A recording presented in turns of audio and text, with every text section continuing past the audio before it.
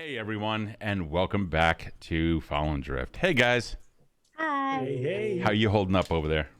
Just fine. Better than your computer. I know. It's very tense. I'm very tense right now. Very, very, very tense. Hopefully it will. Hopefully, we're gonna have to see. All righty. You gotta be tense if you're gonna exist in the rips. That's it. I mean, that's legit. All right. Before we get going, it's fun fact time, and this time I don't want to start. Fuck. All right, I'll start it. Go ahead, So this is Shahid. What do actually you got? something that we were just talking about pre-stream. So fun fact. So Shahid is actually a middle-aged elf. He's 170 years old. So for those of you that have been following along with the campaign, it's kind of interesting because there's some pretty important things that's happened in Fallen Drift 150 years ago. That is true. I'll leave it at that. That's extremely true, actually. Very, very, very true. All right. What do we have for Renault? Fun fact, we have a character, I'm assuming with a good deal of orange hair that frequents the rips. Yes. Who is type of one of those bare knuckle brawler, pugilist types. And sometimes he acts as my personal unseen servant. See if I can get him in here so you can see him. Yeah. The mayor. The mayor of the rips. Mayor of the rips.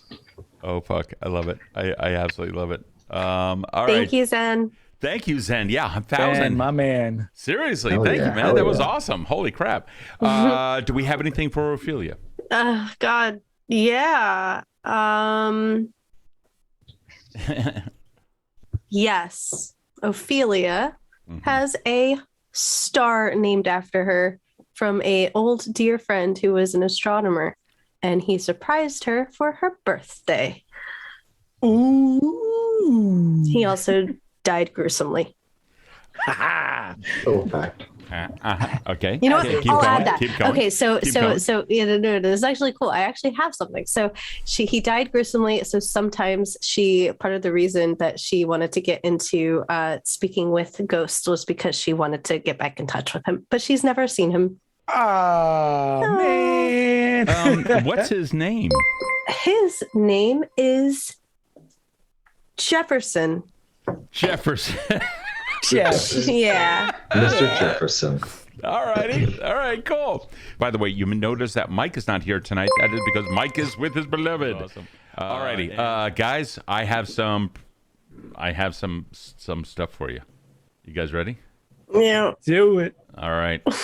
Stand by.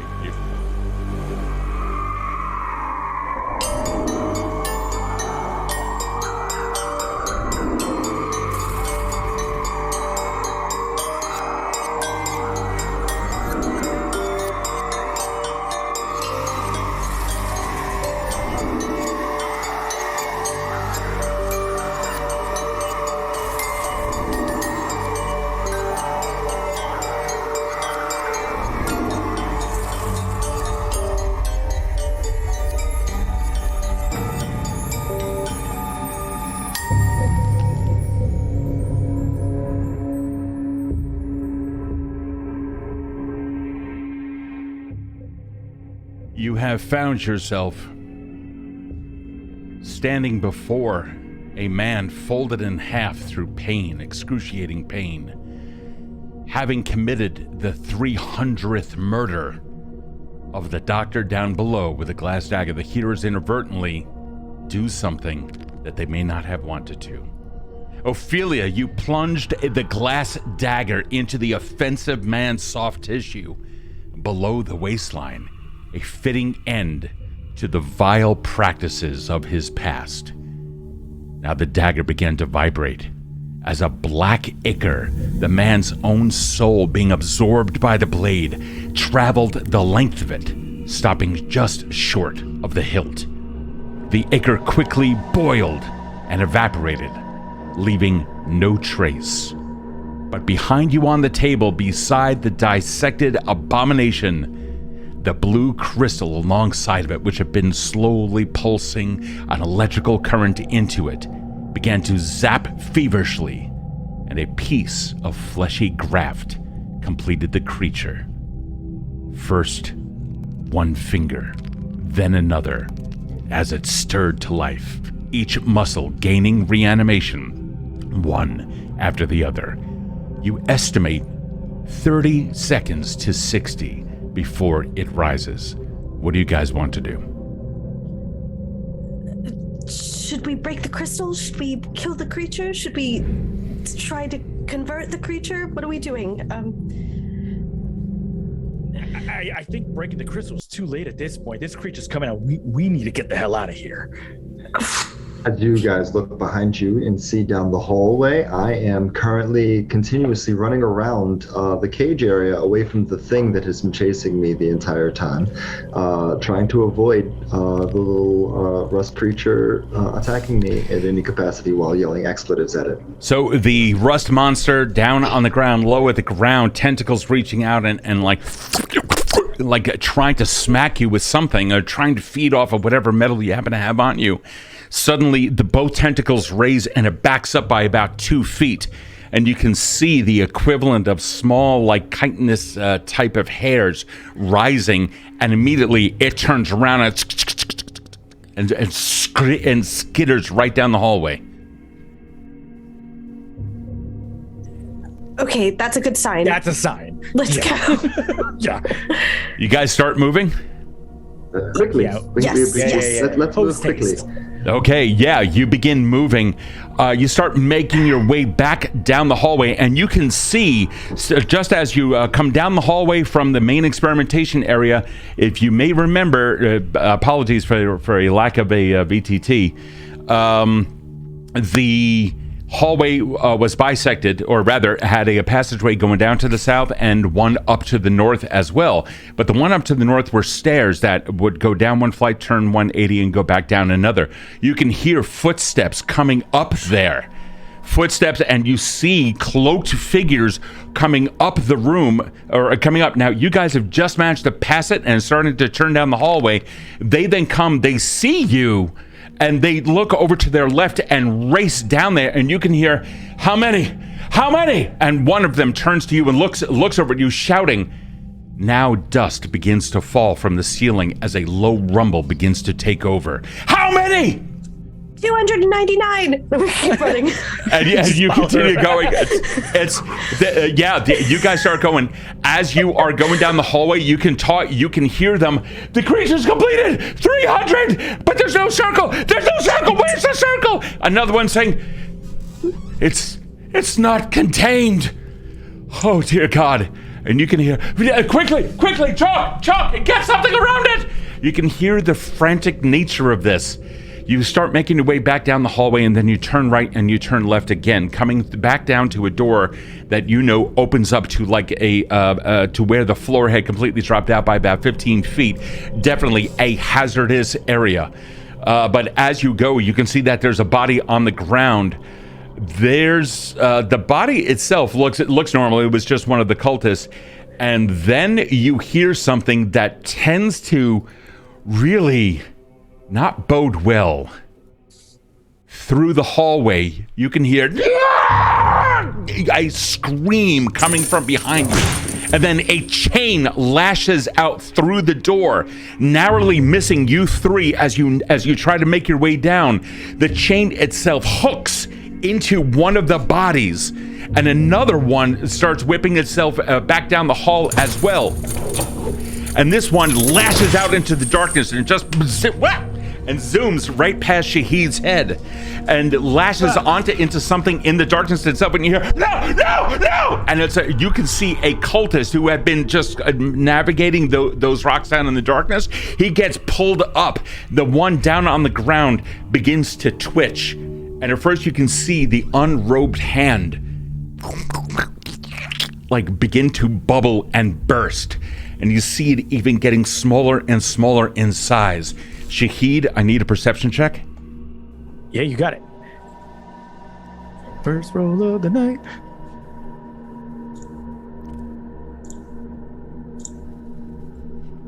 What do you got, buddy? Did it roll? No, I don't have Foundry up, so you're gonna have to do everything in D&D Beyond, but sorry. Oh, excuse me. No, that's totally fine. So, perception check. Don't see a damn thing, my friend, with a 6. Oh, okay. Not a problem. Ophelia. Oh, you know what? Fuck it. Renault and Ophelia, give me perception checks as well, please. Sure. Thank you. Thank you. Can I? All right. Shahid's just trying to get the fuck out of Dodge. Yeah, man. Renault got a 25. Renault, you can smell something that smells like sulfur rising up just as that thing begins to change. You recognize this as an otherworldly presence. Ophelia? No, okay, sorry, I didn't realize that's how I roll. I rolled a 14. 14? Okay, you pick up on it, but you're not quite able to place its scent. So it's a little bit different. You guys begin realizing as you're navigating down, I need everyone to make a dex save. And again, another one all through the back halls. You begin to hear something that is just absolutely awful. Whatever it is that is transpiring in there, the door itself on the hinge begins to like buckle a little bit, and then you start taking a look. You can see that the ceiling itself is starting to collapse in. There is something that is happening back there. You hear and can see through the doorway the reflection of light of a burning, searing kind, screams completely occupying the hallways from everywhere that you are. You hear some down the hallways elsewhere. You guys give me your dex saves. 16. 22. 16, 22. Nat 20, 24. Nice, dude. Oh, wow. You guys managed to get down there without any kind of slippage. There was one of the ceiling tiles had come down, a massive, like 500-pound rock that slammed down next to you, managed to crack in half. You guys narrowly avoiding that. You get back up into the hallway where you once came, and you can see that one of those sides is still swinging. It was free swinging before, and then another one was laying down on the ground. Give me another dex save, see if you can get past that real quick. 18. In total, I got 17. Okay, 18, Yes, 17. Nat 20 for a 23. Fuck yes. Yeah, you guys managed to navigate that. Everything seems to be okay. You start getting through the area, but you're beginning to realize that something here is not right. Something here is not right at all. The very spirits contained within the bricks. Remember, this prison seemed to have been built more as a cage than anything else. Something to keep something in. And that is when you hear this.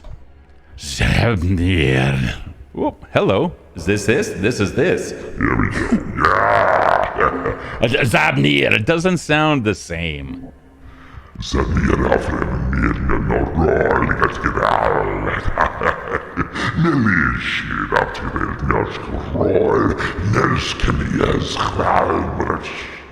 May I have insight checks, please? While you're doing that, it continues. 21 insight check as I cast tongues on myself so I could try to understand what the hell this thing's screaming. All right, and Renault, what'd you get? 15 total. Okay, and Ophelia? I got a 7. I'm just trying to figure out what happened, how we got here in the first place. So it continues.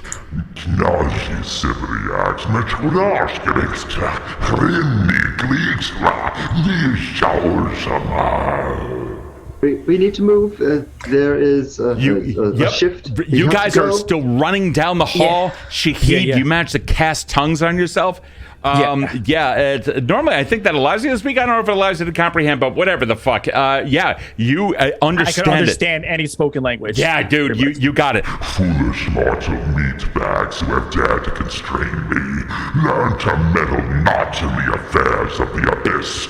Rise now, Cypriax, and take dominion over this dimension in my name. As Shahid's right, he's like, oh shit, he's pissed. Who? He's calling for some Cypriax to rise. Whoever this is, they are not happy. They're going back down the hall, and now you find yourself at a T intersection. You remember that down to the south, if you had turned left here, you would go back down into the southern portions, and then over to the right, you'd go back up, go back into that other room where the treasure was. Where are you going? Which way? We came. Wait, the pit's that way, right? The pit's to the right. If we go to the right, we'll go towards that trove, and there's that hole that's 15 feet or so up. Okay. It's really the quickest way out. Let's do it. Okay, you begin to go up that area. Let me see here. Hold on. Oh no. 1 second, guys.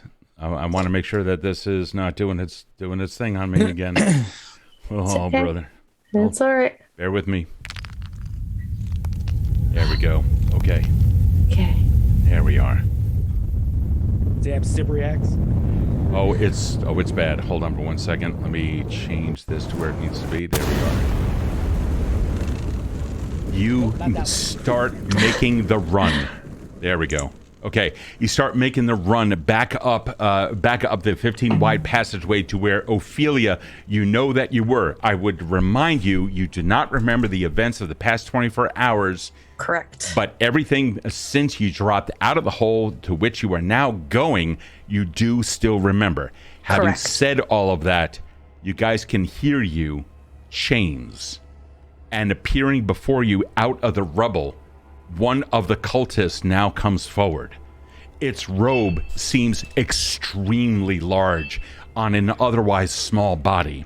Its hood lazily folding down over its face. Another one here as well stands before you, coming out of the doorway from the room that contains the treasure, and above that treasure, that hole out.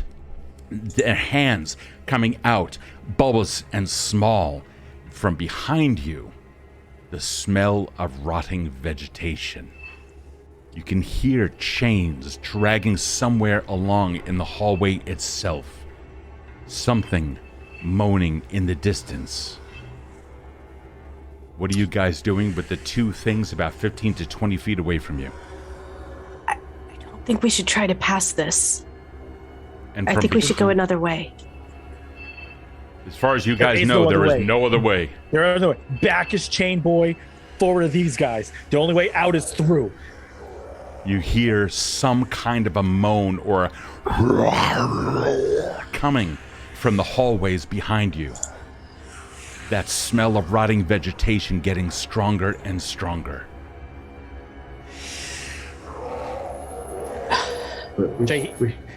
No, Shahid's eyes shift to that black once again, and he looks to the people in front of him as there's like black lines of ichor and veins that are slowly pooling from his eyes down the sides of his face, and he's like, "Are you trying to stop us or that?" They look at you, and you can see one of them coming out from behind. A third one now comes out of that room. The second one that you saw holds a dagger in its hand, not even knowing or understanding what to do with it, even drops it, and then it goes, and a small form starts running towards you. The wind, as it starts to run, causes its hood to fall back to reveal a completely bald head and a faint reminiscence of whatever the hell this thing used to be. You can see accoutrement of ill-fitting clothing. These things were turned into something. May I please have a Constitution save DC 20 from everyone? Oof. Nope. You can have a 5. Would you like an urchin on that? How many do we have? 3. I have a +0, so the likelihood that I'm going to get a 20 is nothing. So, no, I would not like to. 6? Shahid, you got a 6? Yeah, I did. Kevin? No, got a natural 20, so a total of 23. Okay, hold on. Carry us, buddy. Carry us, our wayward son. Meanwhile, Casper is with you, and he's running. Right, I've got this, and he's like Ophelia and Shahid, with the scraping of those chains from somewhere behind you. It's something awful. You see it out of the corner of your eye. A tentacle latches around the corner wall. This is all happening just as they fail their saves, Renault. So you're going to be able to react, and this is why they are now frozen. You see another tentacle come around the way, and then A chain latches onto the rock just on the other side of that, and then you see something pulled. A massive, light olive green, bulbous, hovering figure with tentacles all down below. Chains completely covering it. One chain immediately lashing out directly down the hallway towards Ophelia. Ophelia, may I please have a dex save? Yeah, you can. I don't know if it's going to do anything. Tuck and roll. 20. Dirty 20. You, just as you saw it, you didn't need, your brain wasn't even registering what was going on. You froze out of abject terror. You don't know what this is, but you understand this thing is not from this world. Shahid, something there has summoned this to this world. You know this harkens to whatever your patronage, whatever, you understand that there's a connection there, and it is not a good one. Renault, your two friends, Casper excluded, he passed. The two of you, Casper's like, right, we gotta go, and he grabs Shahid, and it's like, grab her, and he's like dragging him straight towards the door. Renault, what are you doing? Okay.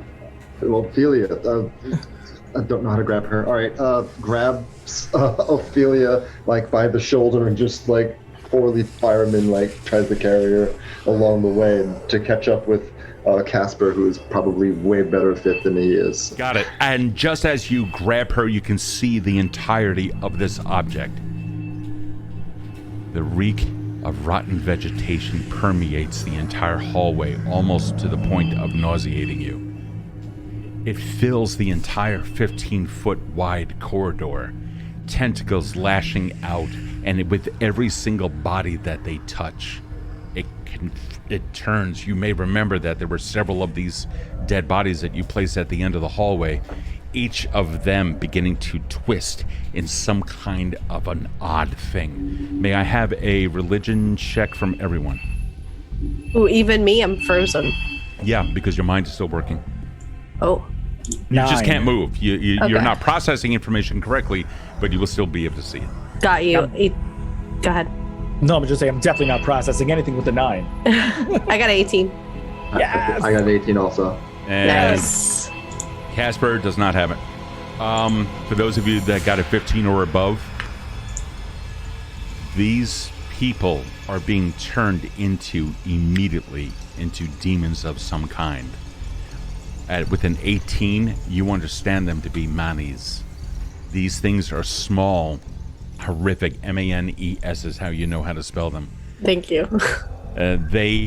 Whatever the fuck this thing is, it is horrific. However, none of you passed enough to know what the hell that thing is.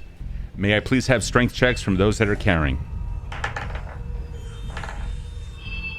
Casper ends up falling with Shahid, tripping over some rubble. Got a 6. You got a 6? Okay. Yeah, you end up tripping. This thing is now down about halfway to you, about 30 feet away from where you guys are. And you can feel like you are being changed. Your sanity is already going. Let me see here. So that is going to delay you by a turn. It gets a little bit closer. And these two things come over. Casper draws out his pistol and boom, that blows one of them away. The other one coming over to Renault, and it's like scraping at his skull. What are you doing there, bud? I still have the cube. I remember it didn't do something great last time, so I'm popping my monocle and trying to see if I can do the thing again. Give me an intelligence check. Yep. 14 total. Yeah, there's a... It rips through this thing. You see, it completely splatters up against the wall. The other one completely ignoring it. The third one charging forward again, and they are straight up running towards you again. With a quick little... let's see... well, no.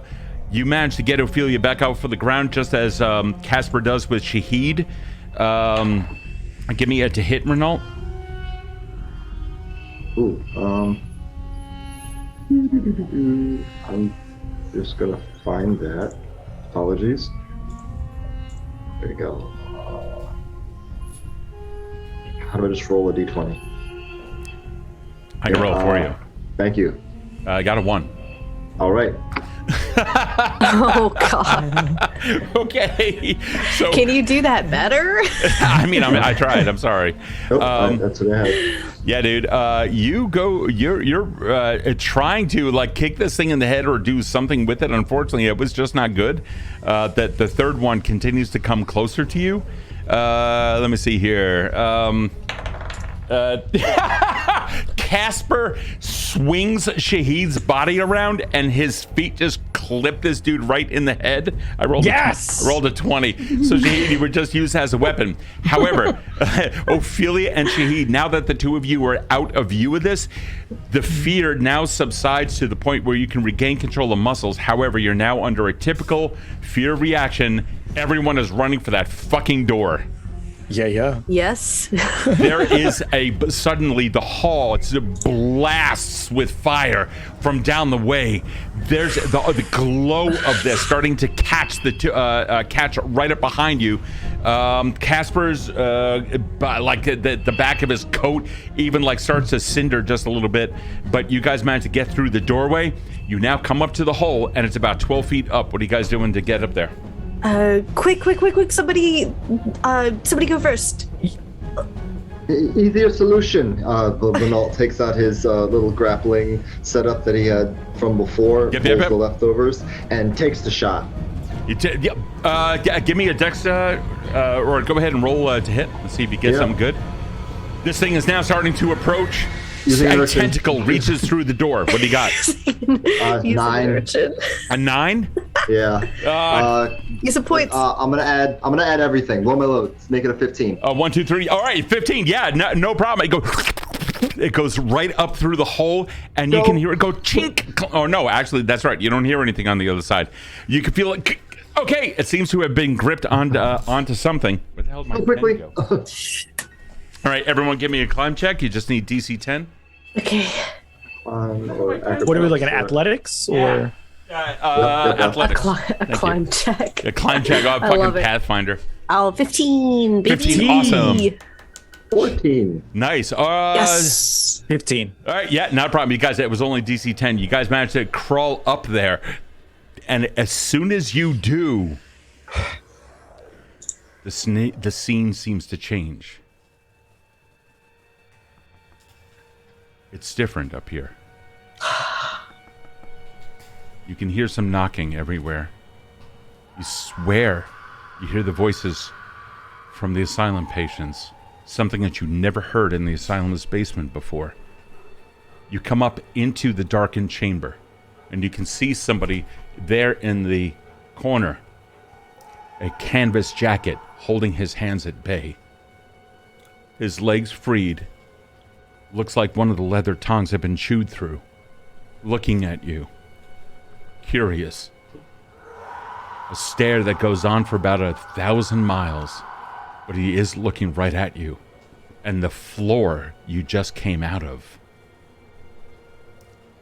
You look back down, and underfoot, your feet are touching stone. For the last person that came through, you can see one of the tentacles come through just as you were grabbing onto the rope. One of the tentacles came through, and the bulbous figure started coming through as well. Shahid, you have Devil Sight? Yes, sir. You're able to understand that the floor is in fact real, but that Devil Sight does a little bit more, in my opinion, than just dark vision, at least in this context. You're able to peer down, kind of like an overlay of two realities. You can see the tentacles coming forth and the bulbous nature of whatever the hell the Cybriax thing is, coming up towards, floating towards the very hole that the three of you now crawled into. You understand that the chains that it is dragging all behind you are meant to take you down, and in fact, one of them lashes out, but it hits the floor, and with your Devil Sight, you can see the runes of that protective ward holding it at bay. And just before your vision of what lies down below disappears, you can see scores of those little demons starting to overtake that entire room. And then, stone underfoot, this looks like a normal, albeit horrendous condition, asylum cell. And you are currently locked in with a patient. Those demons are multiplying down there. The ward that I saw earlier that was right by the sigil that's creating the sounds within the pit are repelling that demon.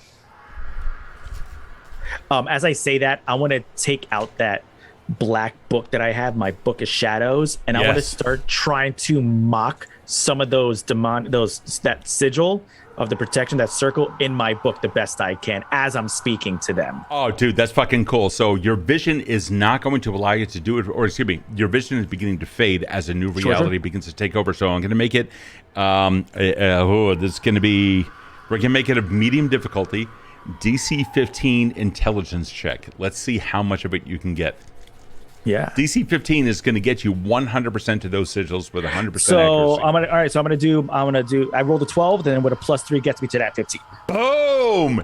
Then just as your vision hits, you recognize the last 3 symbols from something you had studied, enabling you to write it down even quicker.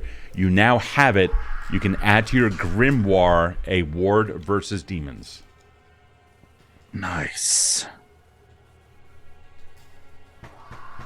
And as I'm doing that, Shahid flashes back to that other room with the other friend of ours and that circle. Would I recognize that same kind of writing by that circle? Friend of yours? Oh, the one that got shot down last time we were here, the abomination that he was in with the necrotic circle. That's right. Because he's basically putting things together. When he heard them screaming about the circle, he realized that there wasn't a perfect circle, that similar circle that was keeping the abomination at bay up top, down below, which is what he's just trying to put 2 and 2 together. So I'm trying to see if I'm making a connection with that, or if they're just 2 different things. It appears to be 2 different things. You got it. So Shahid just finishes writing within his grimoire and he puts it back in his jacket. It seems to be keeping them and he turns around and looks at the entity in the room with them. It's an inmate. It's a solid inmate. It's not a spirit. Sure. Renault is slowly, while everybody's doing their thing, undoing his cultist robe. And so he can go back into his normal garb while everybody's doing their thing, eyeing the inmates the whole time. Okay. Is the cell door, because it was it was clear before, so now does it look restored? Well, it wasn't clear. It was literally on the ground and half of the wall was missing. That's what I'm saying. This does it look cell restored? looks completely fixed. Okay, cool. Oh shit, but I don't remember that. Right. But you were here before. Yeah, you were here. You were not here. in the basement. Yeah, you were. You were here with the abomination. That was over 24 hours ago. Oh, I thought this was. This only is a different room. You've been in this area before. You have. You're gonna have to trust me on this. Yeah. We didn't go in. Right. We didn't go. We saw the hole and we were just like, fuck that. Yeah, got it. Okay, cool. Shahid's also gonna reach into his. I'm sorry, get Renault. Do we want to? We, as in us four. Do we want to leave this thing we're in? Moving towards moving towards the cell door. You mean this the patient? No, the room. That's very insensitive. We don't know your name, but I have no introductions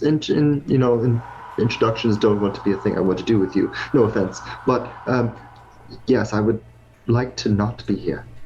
Yes, can we get out? Yes. Though Renault's gonna just take out his stuff and start working on unlocking the door if possible.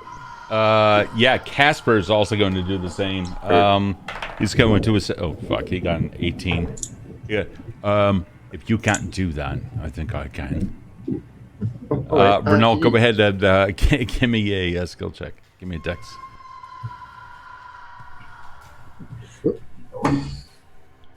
13. Yeah, you managed to get it open, and he's like, right, you got this. He just stands That's really good. That is That's really good. all right then. right then.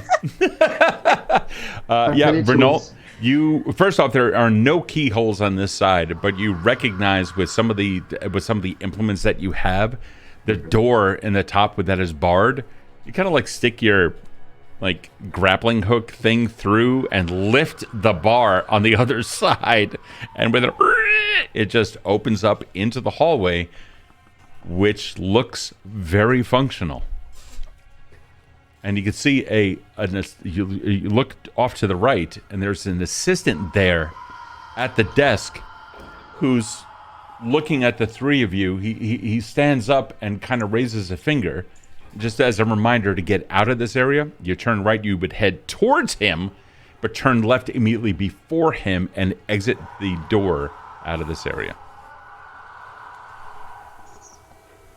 I can't hear you, Kevin. Oh, okay, never mind. Come on. Not you. You have to stay here. He sits back down. Thank you. You're wonderful. And when everybody's out, I'm just going to reset the bar. Yeah. Okay, cool. And then you kind of like get out of that area with them? Yep.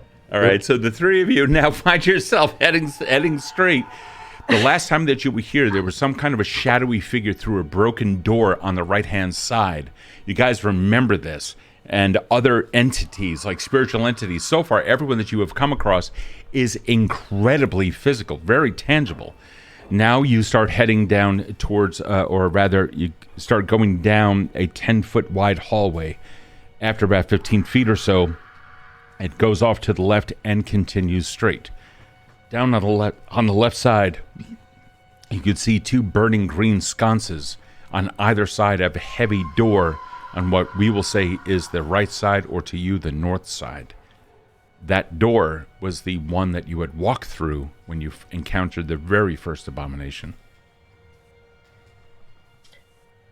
I want to glance in. Do I notice that circle still on the ground? Is that still there? That door is closed off. Is there any kind of window or anything, or is the door completely? Yeah, it's like a little opening with some bars. You peek inside. You do not see the symbols there. I'm pretty sure this was the room with the abomination previously. Shahid says as he tries to continue walking away, like with them. There's no circle. Remember, there was that circle on the ground. The abomination was there. Yes. The next room had Ethan Long in it. Yes, I believe we're in a time when this has been restored. So before we arrived. It is a very accurate reality. No, that is a very accurate assessment of the potential of what has occurred. An addendum to that. We have been leaving behind a series of fault lines, I guess you could say, based off of our existence as we pass through each one of these barriers, through every plane that we travel, including the ones that we look through. Therefore, I believe it would be best to be mindful of the actions that Renault, we take. You begin to observe multiple realities all around you as you start going down that rabbit hole, and you remember exactly where you are. Just ahead, there's a T intersection, and to the left, there was a series of boxes and barrels and other things that was obscuring a door. You moved those last time. You might be able to see which reality you're in if they're there or unmolested by you. An experiment. Renault's going to go towards that and give some observations to see if that is correct. To kind of ascertain what's going on. You look, and the boxes and crates and barrels are still there, obscuring the door. Just as a reminder to the entire group, near Renault now is another door.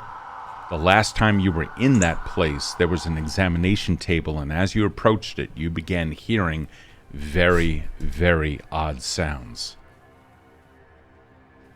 the hallway up to the right led you formally to a darkened passageway, which then immediately turned left, and then right again into a small office where Grungnir disappeared. Right. So we have to go the other, through there, and then to the right when we go through that door to go up the stairs. To go up the stairs. Yes. You Is Dr. Belfry going to be there? That is correct. Yeah, my curiosity is not enough to go through any deeper into this place. So yes, that way. Any way that leads out. Yes, we should leave. These guys managed to find your way into the antechamber where Belfry with a glowing head was last seen. First, you go through the sitting room, the one where Grungnir had disappeared, the one where Ophelia had touched a spirit. And in here, you can see that there is an intern. I'm sorry, we wasn't expecting many visitors. Where are you coming from? Oh, no, we're just lost. We're going this way. Restroom's not down this room. This way? Yes. Okay, yes, this is what the attendant said. Upstairs, right through this door, and then upstairs that way. Oh, thank you, good sir. You were too kind. Thank you. I'll put you in for a raise. Do you have badges? As the last of you, exit the room. It's like you exit that room, you come into the antechamber. You can see the hall, or the door, beyond. The one that led to the washrooms, where that frightening figure was. You see alongside you, just to your left, another door that every time it was opened, a horrific spirit there screamed at you. And adjacent, or rather opposite corner from where you are, a desk that still has a glowing lamp on it, an administrator's desk. And behind it, scribbling down on paper, you can see Dr. Belfry, solid, normal looking up at you. We were not expecting any visitors. Okay, that answers my question. May I ask who stands before me? Actually, I want to. Does it look like he recognizes us? I was about to say I have something.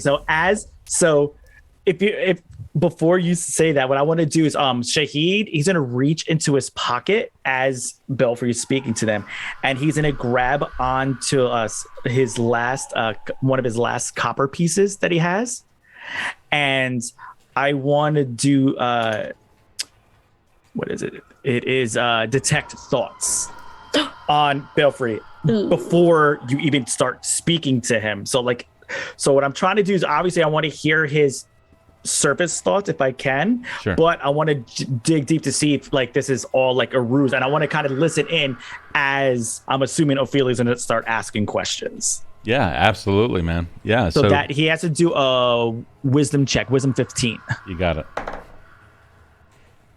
Okay. And you start, you go in for that, right? Yeah. So that's basically what I'm doing. He's within my range to just do it, and I'm just going to be listening in. I could hear his surface thoughts, but if he failed that roll, I could dig deeper. And if he made it, if he made it, then it's just the surface thoughts, I believe. Let me see your question. Just want to make sure that it's not screw you. And what's the name of it? It's detect thoughts. Got it. Thanks, bud. Renault, while this is happening, is going to be looking as if he's looking around to do an inspection on things in the room, looking through the toolkits that he has as if he's about to fix something. Okay. Not everything does seem to be in fairly good repair. You find a couple things here that could, if you needed to delay for time, you might be able to do that. But in the meantime, Shahid begins doing his thing. He reaches out. You start scanning the room. What happens if he makes his save? He got an 18. I wouldn't hear anything. You try to do it. No effect. Mm-hmm.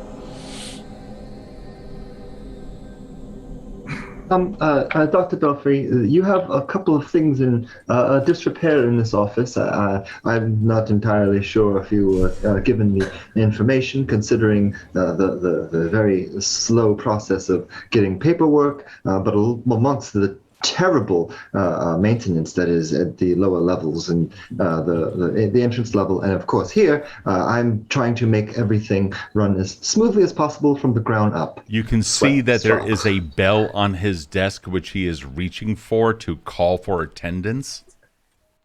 I'm going to cast Charm Person. All right, go ahead. Give me what's the what do we need to roll for that? You need to roll a Wisdom save of 13. Okay, that's 18. Why is he like this though? Well, so you go to cast it, and as you do, you're like, ha ha, ting, and he's like, most curious, and continues to write. Wait, he's not reaching for the bell anymore? No. Oh, okay. I'm going to take Shahid's arm like we are a couple and purposely branch off from Renault because he's like the inspector. And I'm going to say like, yes, I do think that my brother would be most comfortable here in this hospital. What do you say, dear? Okay, first off, let me lay this out.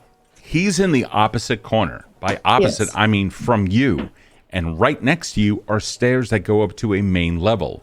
If you continue to engage him in talk, you're going to provide him with more reason to call for attendance, who, by using your own words, will incarcerate at least one of you.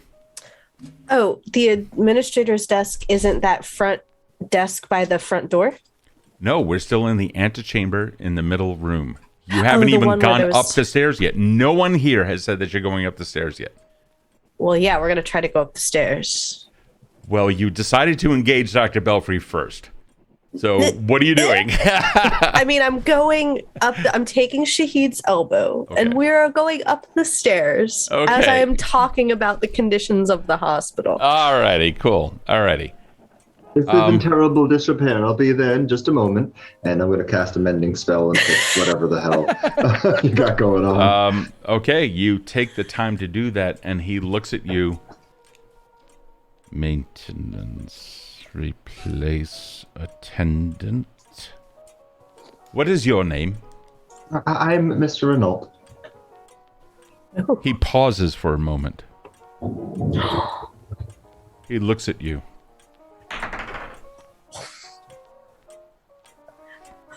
He carefully puts his ink pen down, resting it on a small jade stone, straightens the paper on his desk, and stands. Mr. Renault, I believe we have had this conversation before. It is possible. Perhaps during an employment process, or perhaps a submission for Mr. Renault, you are not supposed to be outside of your room. You see his hand reaching for the bell. Are you considering my name being Renault as my surname? He rings the bell. I'm gonna run back and grab him and be like, "We're coming too. We're gonna go. I'm gonna try to go up the stairs with everybody."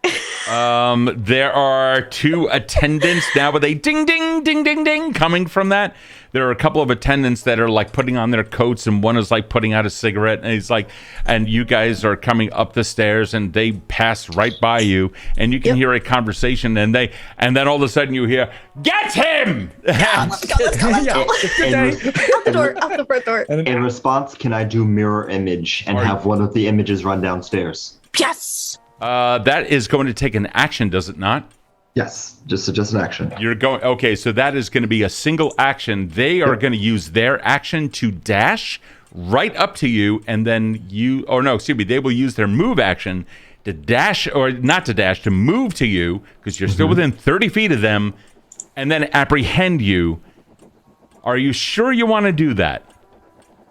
It would force them to have to deal with multiple of me. It would also force you to have to deal with concentration as you're being molested. Yeah.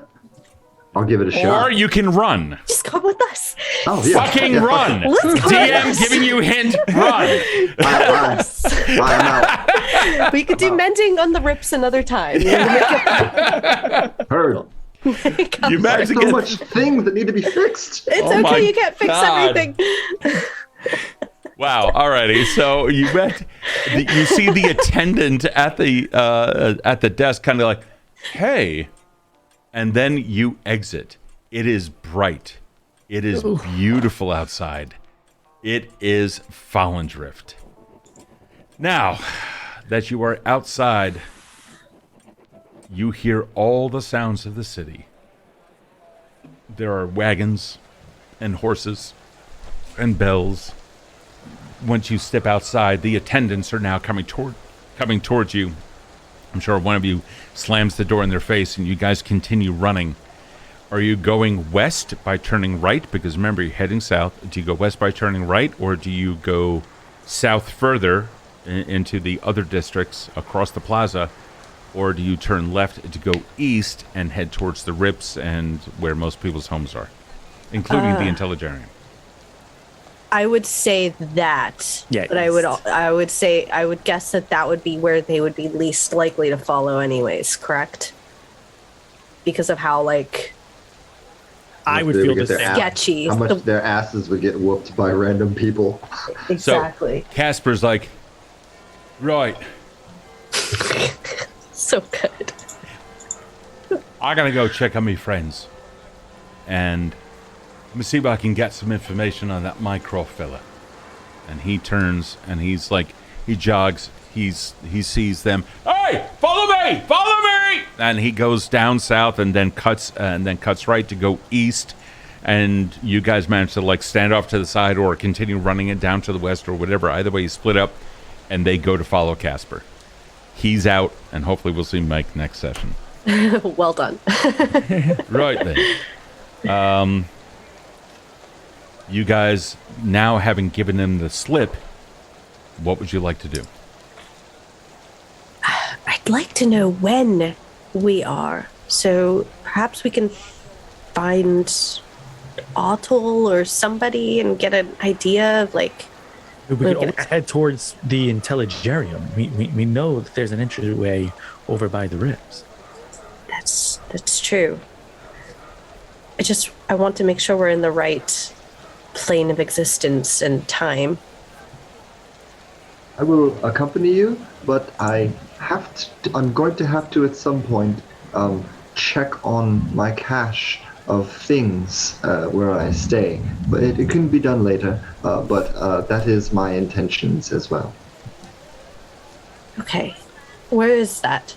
There's a bit of an overpass to the north of here, and I have a little hideaway there where I've been staying for, relative time, several years, but not necessarily considering I'm jumping time zones. So I want to make sure that is proper.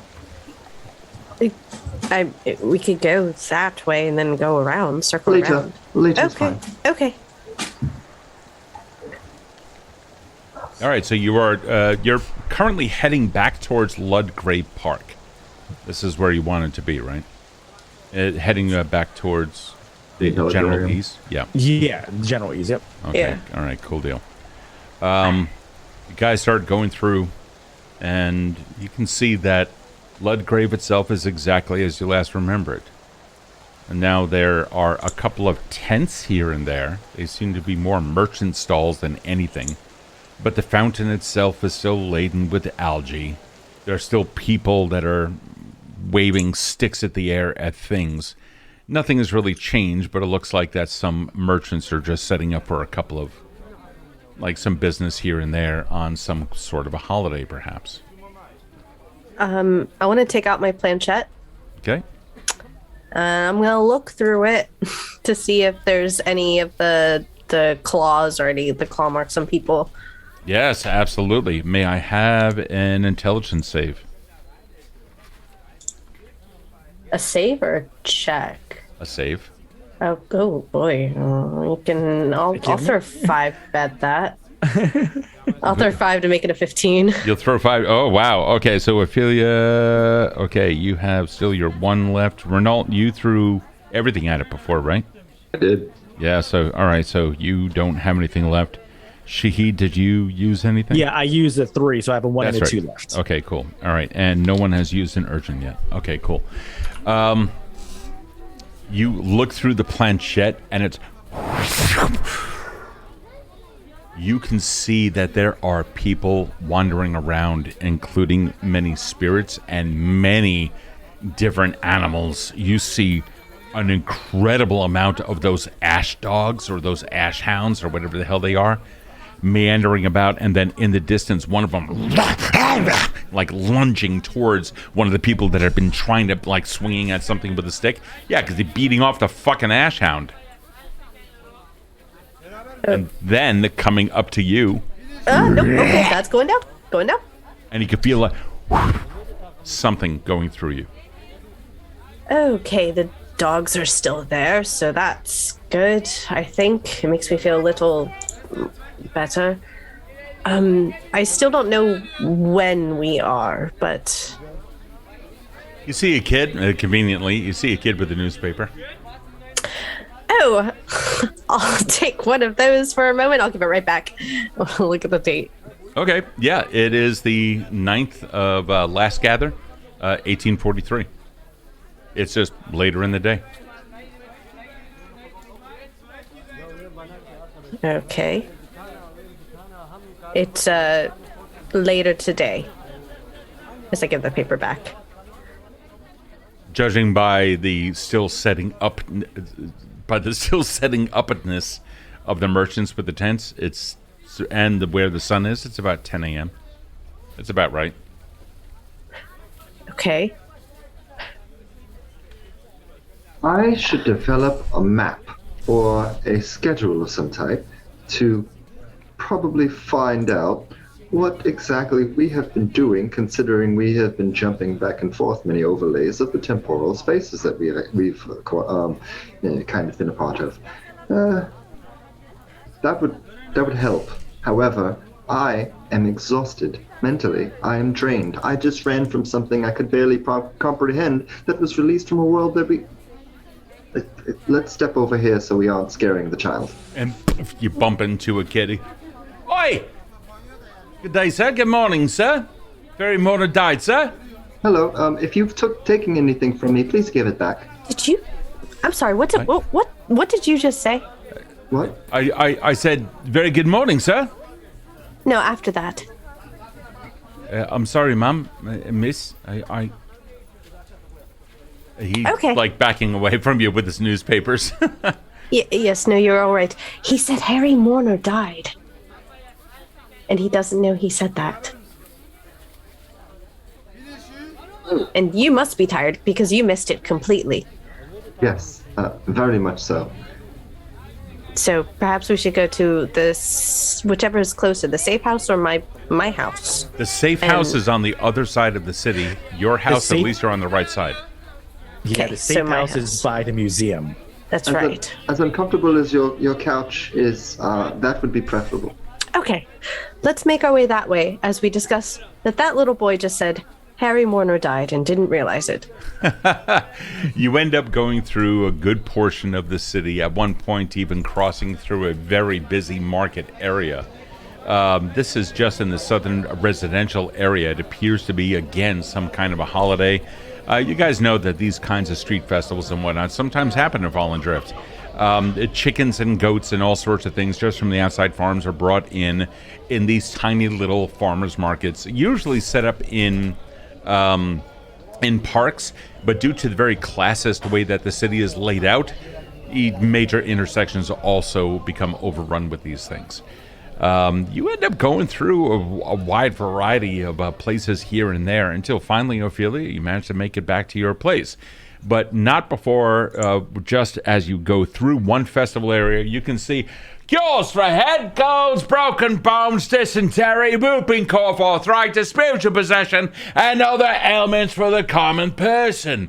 If anybody here would like to give her a quick little quid, we'd be more than happy to deliver you the lifetime guarantee of all of this oil that I've got right here in these bottles. If anybody else would like anything, come on here now, step forward. Cures for head wounds, broken bones, death in the trenches, whipping posts, spiritual possessions, and other ailments of the common soldier. If anybody here would like anything like that, just pop over with a quid. I'll be more than happy. And you can see a small person coming over, and he like reaches down and, oh, thank you very much, sir. And you can see that there's an exchange. It's Grungnir he's handing it to. And Grungnir then turns away and starts walking and summarily gets lost in the crowd. Grungy, old boy! The crowd is busy. Grungy! Yeah, can I give me a survival check if you don't mind, as you start making your way through the crowd. 11. The crowd swallows him up. Grungy! Grungy! Did you see him? Did you see him? Hey, watch yourself! As they bump into somebody and he like moves on. We're going to lose Shahid. Shahid, come back. We're not. But Shahid, it's Grungy. We're not in our. We're obviously not where we're supposed to be. We can't be. It's impossible. you said something that added some difficulties to following where we are and what is going on, but you said we could be in an alternate plane, you said, was their words? We could be. Yeah. That would explain why Grugnir was there, and that would explain why that little boy said Harry Warner died and did not realize it. And also the hospital is in pristine-ish condition, all things considered. Right, and they thought you, though, to be a patron, Renault. Yeah. Which means that there must be some version of you and running around. Maybe all of us. Has to be all of us, right? Well, he might also still be in the cell where he's supposed to be. Does that mean that mine's at home? Oh, that would be very awkward. Let's find out. Oh, goodness. Where are you going? Back home, but hopefully this world's Ophelia, first of all, doesn't exist, and second of all, isn't at home. Okay, well, all right, fair. Well, you end up going home. It's really exactly as you left it. And you can see a black carriage with a horse, or actually with two horses outside. It's Malave's. Oh. And you can see him kind of pacing. He has his typical suit on along with a top hat, and he's pacing around out in front of the door, outside the door. What are you doing here? And why are you just pacing around? You know the key's underneath the flower pot. Well, I understand that, but you weren't exactly home, so I decided not to just take up temporary residence. How are you? Are you well? You've been missing now for quite some time. Yes, I just had a little holiday over in elsewhere. He looks over at Renault and Shahid. Gentlemen. Hello. Sir? Oh, I think you remember Mr. We've Shahid. met. Yes. From the yes. And this is Renault Noreau. Mr. Renault. Just old friend. He holds his hand out for a shake. This is Mr. Malave. Kindly. All is well. You've been missing for several days now. We've missed several. He's trying to say that you've missed several gigs, but he doesn't want to give up your spot in front of them. I haven't been at work, is what you're saying. Correct. Things are well. And you see him for a brief moment. These gentlemen aren't keeping you against your will, are they? No. Right. No offense, gentlemen. What's the last appointment we had together, Mr. Malave? Oh, that would have been 2 days ago. No, the one the last one I was present for. Just refresh my memory. Oh, yeah, of course. That was at 23 Winslow up in Mendington. Yes, of course. With the bugs that came out of your mouth that you don't remember. No, I do not quite remember it for myself, but I do remember having dreams of these things. You're talking about the wholesome residence, yeah? Yes. Yeah. I've had dreams, more like nightmares. Perhaps you should take a holiday as well. I mean, I could tell you I was just... Well, the past 2 days were a holiday, if I say so myself. Oh, good. I'm sorry, I don't mean to overhear, My but apologies, sir. you said you had dreams? Did you have dreams of the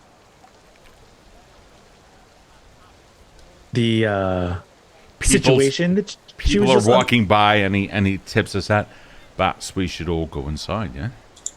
Oh, of course. I'm going to fiddle for my keys to let everybody in. I'm gonna pet the horse as I go by. Okay. Nice horse. And as is so predictable in Fallen Drift, black clouds start rolling in and people start opening up their umbrellas. You guys go inside into the quiet Moor residence. It's rather posh for someone whose concentration is more in chicanery. Ophelia, can you please describe your home for everyone? Yes. They've stayed here before, but to everybody else in the universe, it is a long, like, brownstone-ish kind of building. There's a tenant that lives upstairs that I don't really speak to at all, and I take up the first floor of the residence. So there's like a front room, like a parlor, sitting, living space, and then behind that is like a kitchen and eating space, and then to the right of that is a small bed chamber, and the outhouse is in the back, and it's like a small garden that's like shared with the left and the right neighbors. Okay. Weather right now is a very cool, like 63 or 17 Celsius. Wind light, very much. Precipitation, you've seen a kind of like a light mist. Now raining, the quiet patter of it against the lead glass windows. Soon the fog will roll in as the day passes on, but you can hear other people coming back and forth through the garden and what have you. But for the most part, everyone here can speak in relative privacy. Alt takes the cultist clothing that he had folded along the way so that he wasn't running around in weird robes and identified as such, and he's going to find a place, hopefully with the blessing of Ophelia, to hide away here for later research, but because it's not good to have on me right now. Yes, anything you could just throw on my bed and back there. I'll put it away later. Yes. I'm going to start like getting a little fire going just to kind of warm up the space. If I've been gone for a long time, it's probably kind of chilly in there. Okay. Yeah, not a problem. You start up a nice little fire. You get one going over there in the fireplace. Oh my God! Jesus! Your whole place just like goes up. The end. Everybody, thank you so much for coming. And Casper don't goes. forget to like, share, and subscribe. Casper comes up and he's like, "Where'd everybody go?" Fuck. All right, then it's on fire. That was funny. Everybody die. Oh shit! All right. Oh my Well, God. there we go. Okay, so fireplace.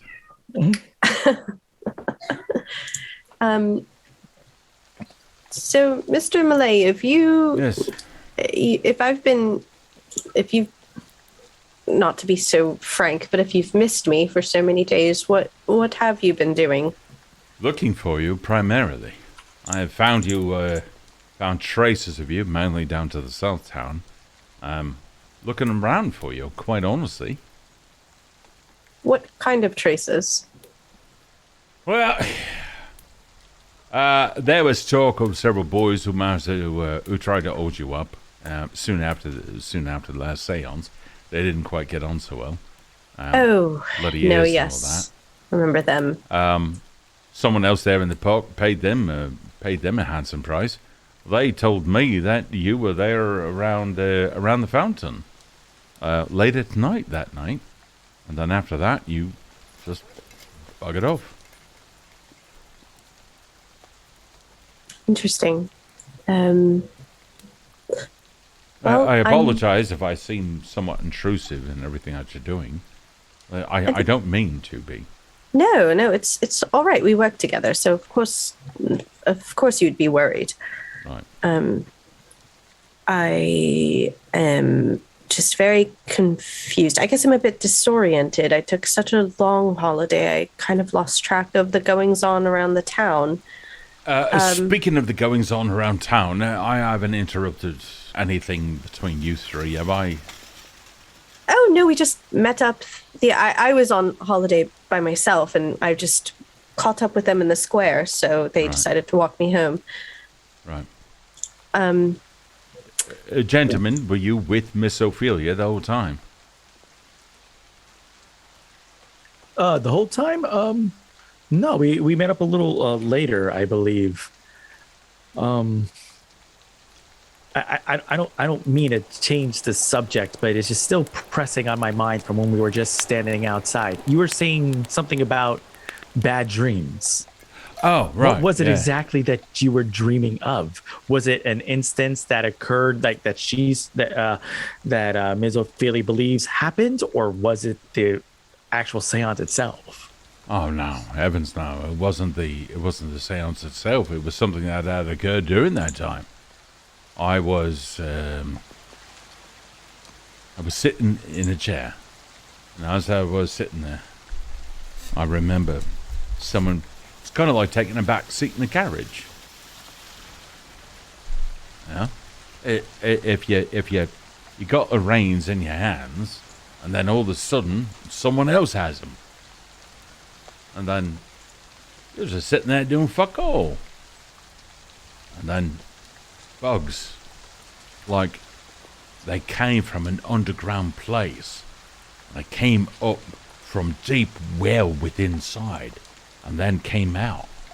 But when they came out, it wasn't me, and where they were coming from wasn't from within me. It was like I was a conduit. For once, right. I was not the medium, like Miss Ophelia was. I see. Interesting dream. And he just turns his head and stares out the window. Do I know from my experiences with Malave, does he have dreams like this, or does he dream at all, or have he is weird? So even keeled. It's yes. This is fucking weird. Yeah. All right. I have a strange question, Malave. You've been around town once or twice. Yeah. I completely forgot that the sanitarium was so close to where I was for holiday, and I walked past and it seemed kind of spruced up. Do you remember it being when it was all disheveled and spruced almost up? A ruin? Yeah. Spruced up. I know nothing of it being spruced up. I mean, it's still in disrepair, but I somehow recall it being completely condemned. Don't you? He pauses for a moment. Wait a moment. What? Wasn't it condemned? It is condemned, isn't it? Isn't it not? It is. So no one's there, right? You know, I can't remember the last time that I've ever been down in that area. I mean, I can't remember. It's weird. Bloody hell. There was a woman that I was just talking to the other day. We were talking to we was talking to each other there in the street, and she also had this thing going on where she couldn't remember nothing either. Like a anything. Like a whole day just disappeared. Was it instantly? Like 1 minute you're standing there, and then the next you're just at this realization that you're at a loss? I see where you're going at, mate. And what I got to say that is very simple. Already thought about that. It's impossible for me to know the difference betwixt the two. I would never know whether or not it came up on me suddenly or if it crept up on me like a burglar in the night. Well, if there's a lapse of time. Sorry to interrupt. Do either of you have a piece of charcoal or a bit of lantern oil? I can't seem to find. Oh, yeah. He reaches into his coat pocket and pulls out a lump of coal. Perfect. Thank you. I'll be right. Right. Carry on. Yeah, I would have no idea. What day is it, Malay? 9th of last I reckon. Oh, okay. Good. Why'd you ask?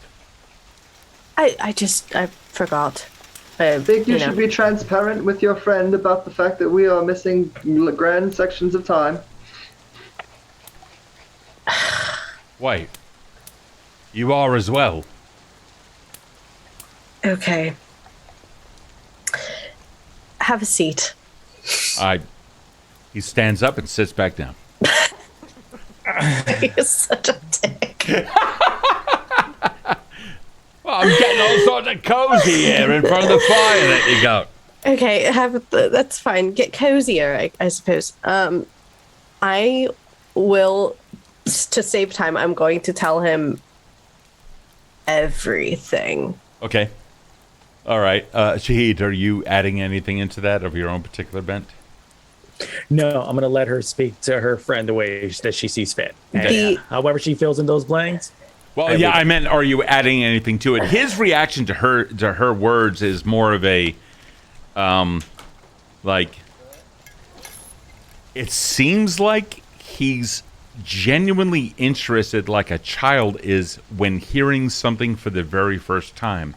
And many of his questions are like they're coming seemingly out of the blue, but you can also see he's trying to connect things that he himself may have experienced that parallels her accounts. I think the only things I'm going to leave out are the Intelligarium. Oh, okay. Yeah, I'm going to leave out the Intelligarium. I'm going to, but I will kind of like white lie that and say that we were hired for our skills, but not by. You know what? Fuck it. I'm gonna say we were. Say in her head. Do not say the Intelligarium.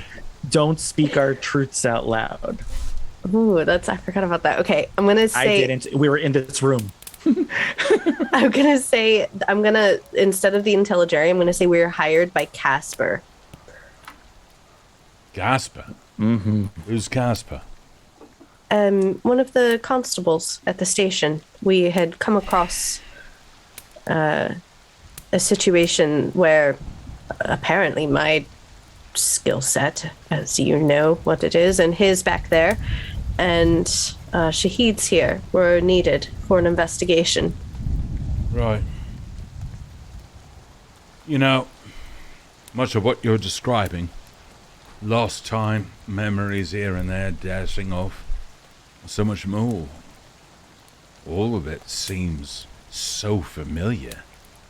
I've heard of people out there in the streets talking about much of the same thing. Gentlemen, pardon, I have to believe Miss Ophelia and everything that she said, no matter how daft it may seem.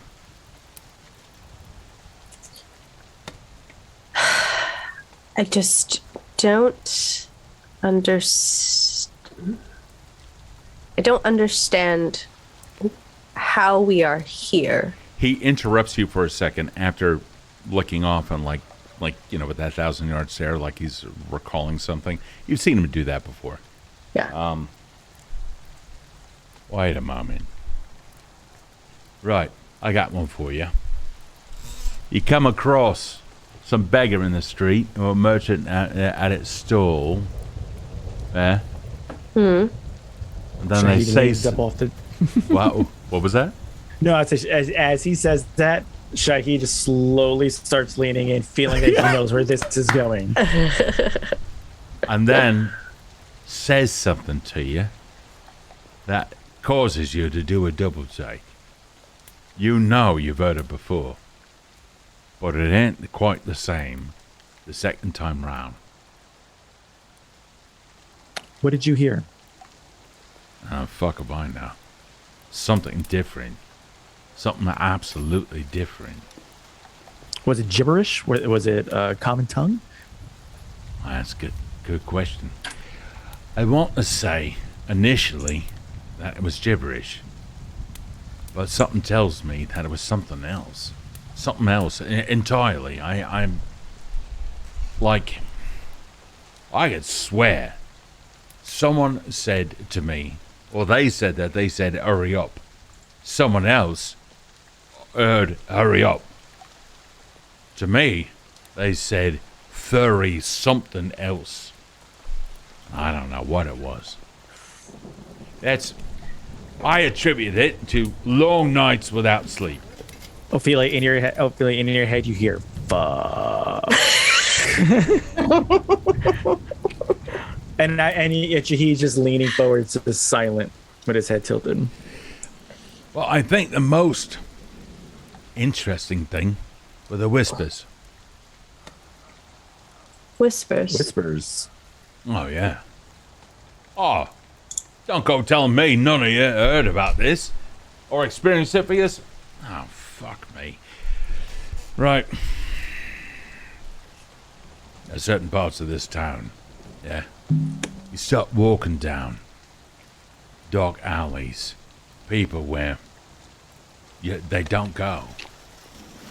And then you hear it. Something like a in your ears. And then nothing. And then you walk ahead some more and fuck me, you hear it again. It sounds like the voice of thousands. Thousands of them. All at the same time. You hear it all. And above all of that din, above all that crowd of noise, you then hear something like a rah, rah, rah, rah, rah. Like another voice on top of it. I don't know. And these whispers, do they seem to happen around a similar location, or? No, mate. It's been happening everywhere. I walk down. He like stands up for a second, then adjusts his jacket. Walk down one alley, and I hear it. I hear it next to I hear it next to a bin of some kind. And then I hear it next to an old woman selling flowers. And then I hear it next to something else. It's always with people round. Like, they're looking at me.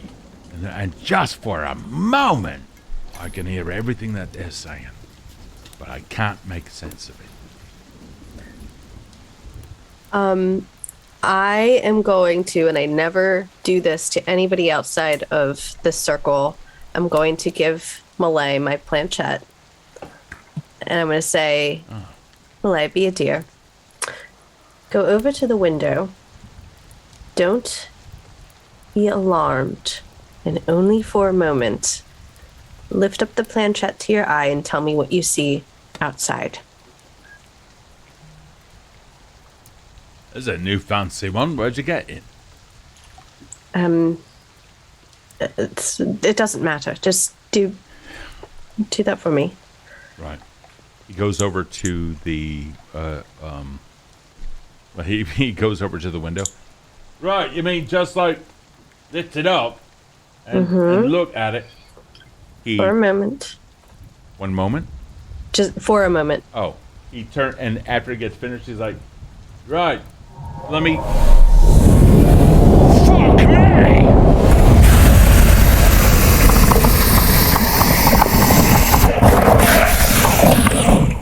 I'm gonna pull it down for him. And Renault, after all of the work that he's been doing in the scenes, has a tray of tea, and he hands him a cup. I love this man. Here you are. Have a seat again. Same seat. It's warm for you now. The teacup is dancing on the plate, on the what do you call that? do you call Mr. that? Shahid, here you go. Thank you. Thank you. Mr. Philip, here you go. He stops. He's like spilling it all over himself as he takes a sip. Saucer, So- thank you, Alex. Saucer, fucking saucer. So those are what is causing the whispers, I think. Right. Right. Yeah. It's happening all around us, all the time. Ms. Ophelia, do you think that maybe Mr. Malloy, being in your company and studying such arts, may be a little more sensitive than others, and might be actually picking up on some of the sounds? I mean, I didn't really meet Malay in a spiritual circle. We met in more degenerate means, but Say less. but Malay, you do know perhaps we would have seen one or two ghosts by now, so consider yourself all caught up. Yes. Oh, I've not ever seen anything like that at all. And now you've seen enough for a lifetime. So now you know what they look like, so you know how to shake the tambourine next time. Now I know what they look. And he just throws up. He's God. he's like, he catches himself, takes out his kerchief, and dashes. I am so sorry. No, it's all right. I am Perhaps so you should sorry. get some sleep. Would you like to rest? You can sleep in my bed. Oh no. Nightmares. Nightmares. That's right. what he's looking down inside the cup. Cup's got nightmares in it. Cup's got tea in it. Warm and purified. If you mean to say that the cup has teeth in it, then yeah. Do you see teeth in the tea? He shows you the cup, and you can see. Oh. And he's like, enough for me. He Okay. politely folds his fingers and sits with his knees close together, his hands in his lap, sitting pin straight.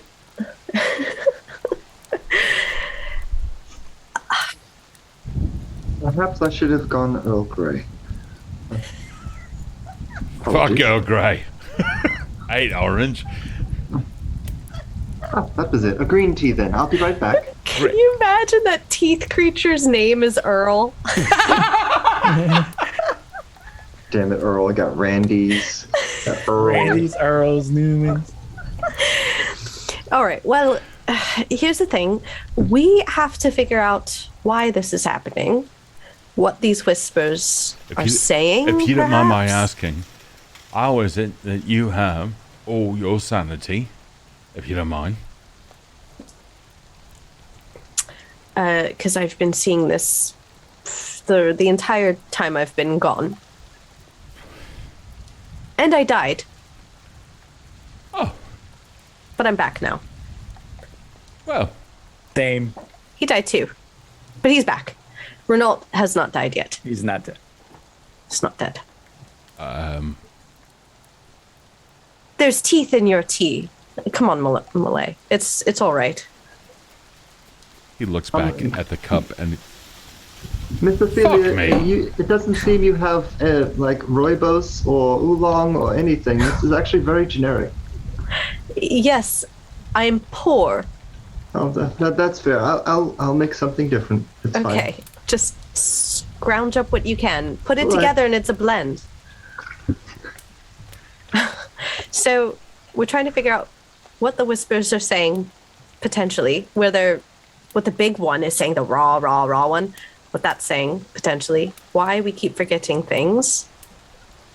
Perhaps the raw one is causing us all to forget.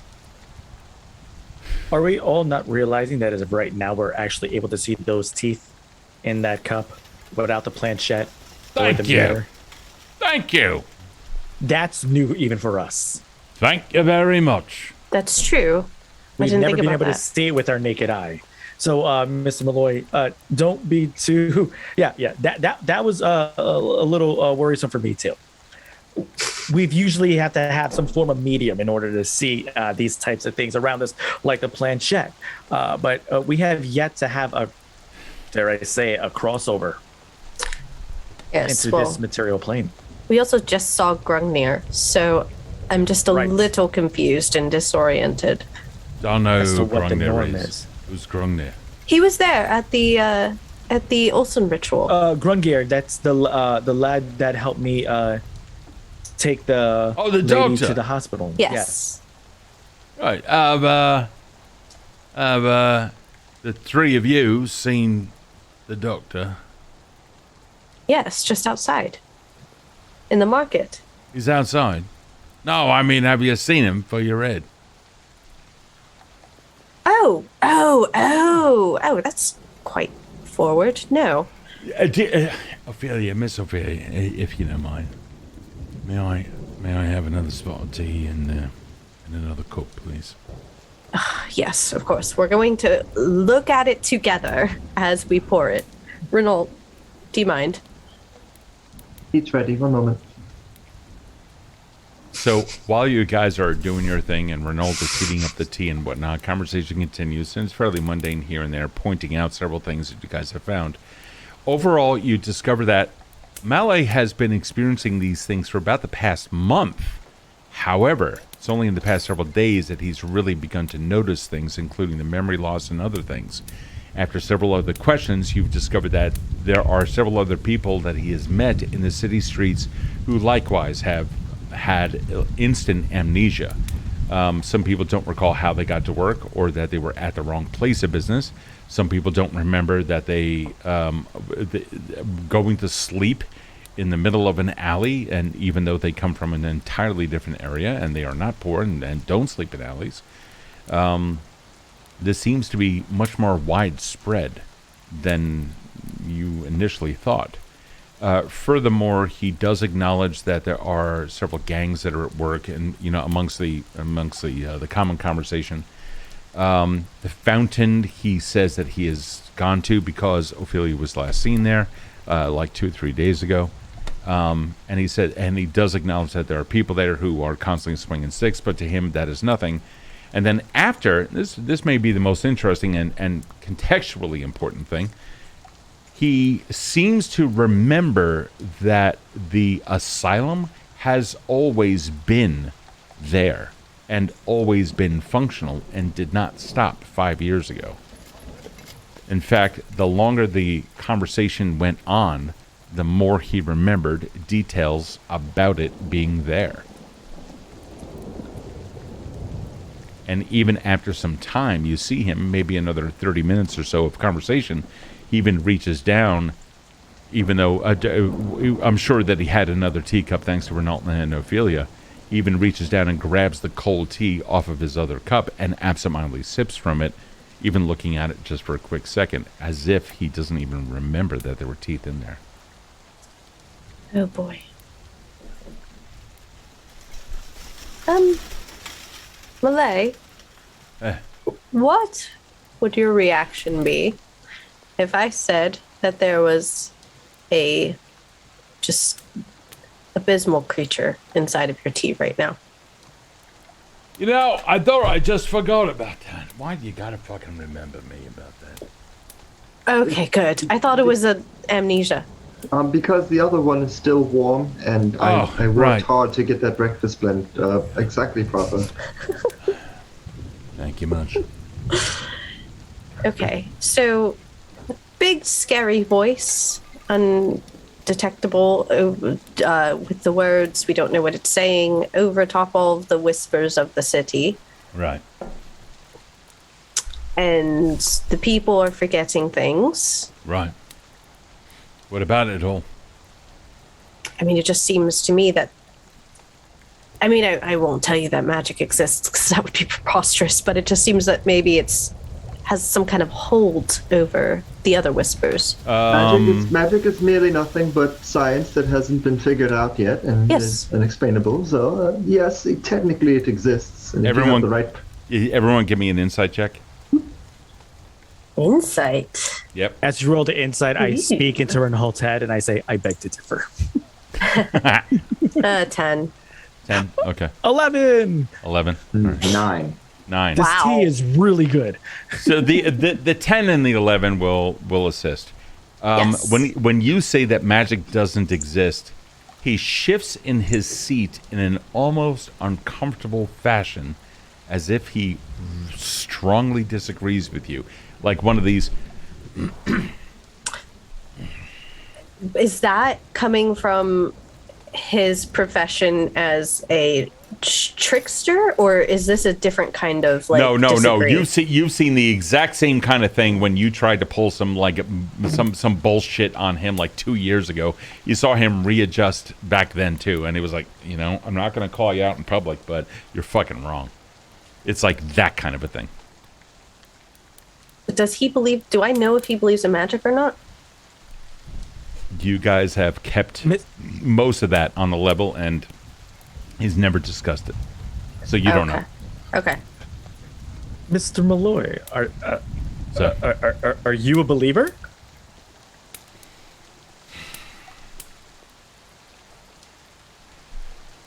I have come across things that I'm none too familiar with. Such as? The dreams and the nightmares seem to come, and sometimes when I have a dream, I know it's going to happen the next day. That's usually when I go and I place my bets. In fact, I haven't had a paying wage outside of Miss Ophelia now for a number of years because of that. So, been doing that now for a number of years. And because of that, I assume I got something in me. A little magic of the fate.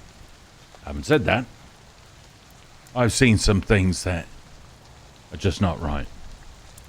Red herring food! Thank you. Thank you. Something like this, and I will cast light on like the nearest. A new subscriber. Hello there. Thank you so much for that. Is it? Game Master's Vault. Awesome. Sweet. All right, so you go to cast light. Yeah. All right, so yeah, you. And a luminance overtakes the area. That's nice. That's nice. Yeah, something like that. Only I've seen someone else do it, and they were wearing it in all sorts of like fancy clothing or like fancy costume. Fancy costume as in? Fancy dress. Robes? No. Like a fancy dress party. Like, it was wearing armor. I saw that in the midst of an alley. And then he done do exactly that. A new subscriber. Hello there. Hey, guys. Thank you so much. Raffle, thank you so much for that. Oh, apparently, Kevin, you're now a subscriber. A new subscriber. Hello there. Okay. This armored being, did it touch you or try to touch you? Did you reach out? No. Hold on. Wait. I remember now. Yeah. It was some lad go running down away from the constables, yeah? It goes right into the alleys and sees this thing. I was sitting there, this is how long ago was this? I don't even know how long ago it was. Maybe 6 months, maybe a year ago. No. Hold on. We're approaching winter now. Had to be last summer. Yeah, last summer it was. Sitting there in an alley, having myself a little bit of a nut. And there he comes, some lad running down the alleys away from a constable. Suddenly, bright flash of light, just like that there, goes like that, puts his palm straight out, hits the lad straight in the chest, lad disappears, the gent in the armor that disappears, constables keep running. And I keep eating me sandwich. Similar situation happened to Guardino. Oh. The armored individual touched him. Victor, yes, as long as 1 hour has passed. What you mean? To the doctor friend of yours? Yes, to Grungnir. He was telling me a story about before we had met. He was he was in a cave. There was this whole story. However, the matching item is this figure, this visage of an individual in armor, and it reached out and touched him through his chest. I've seen the same thing. Raffle, thank you. I've seen the exact same thing. That's weird. Don't know much more about it, though.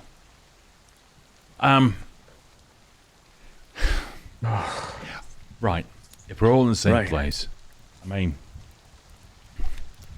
I don't want to seem daft. I consider myself an upright citizen of Fallen Drift. But I have a need to ask the three of you, if I may, a question. Shoot. You sometimes get the feeling that something's watching you. And I mean... every day. From, like, elsewhere. Like, something else. Yeah? Like... yes. I was up towards the train station about a week ago. Just as we were lining up, Miss Ophelia, as we were lining up the gig over there in Mendington. Yes. Right. When we got that, I wanted to go pick up some supplies, the new tambourine. That won't come in on the delivery. So I go up to the station.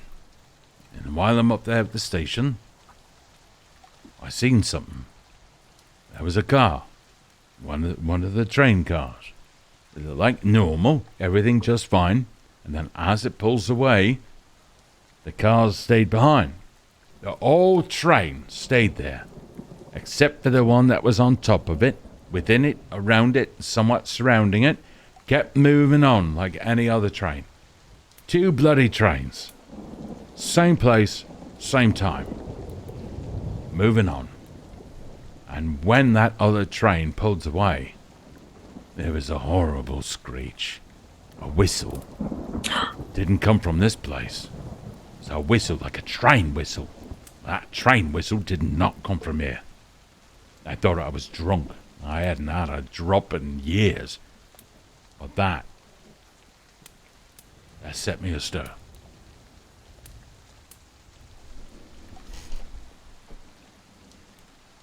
What is it, Shahid?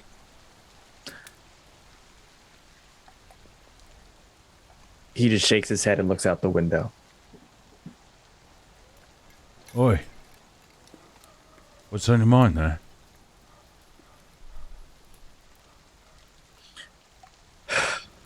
You good? A new subscriber. Hello there.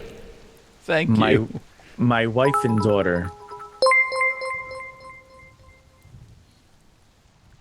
were both...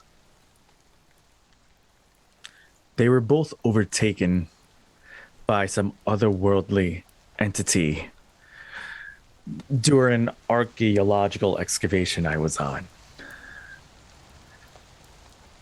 I have tried everything for the past 10 years to come to terms with what had happened. I couldn't. I admit that I was too weak, too broken and fragile. So my daughter was much like me, and she loved the sound of the train passing through the station. So I conjured this thought of this train and my wife and daughter climbing on board and me waving them goodbye so I can cope I'm terribly with their sorry. passing. I'm so sorry to hear this. But that train whistle, that screech has haunted my dreams for a decade. I am so sorry to hear this.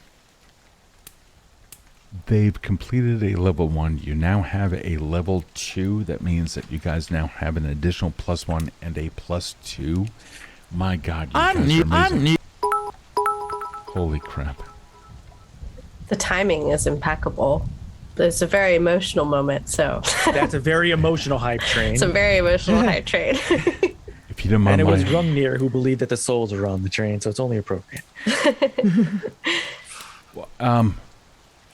Wait. I had the exact same thought. That was a train of those who had passed before us, taking them away to their final place. That's where I got triggered just now. I feel this as well. Oh, mate, I am so sorry for that.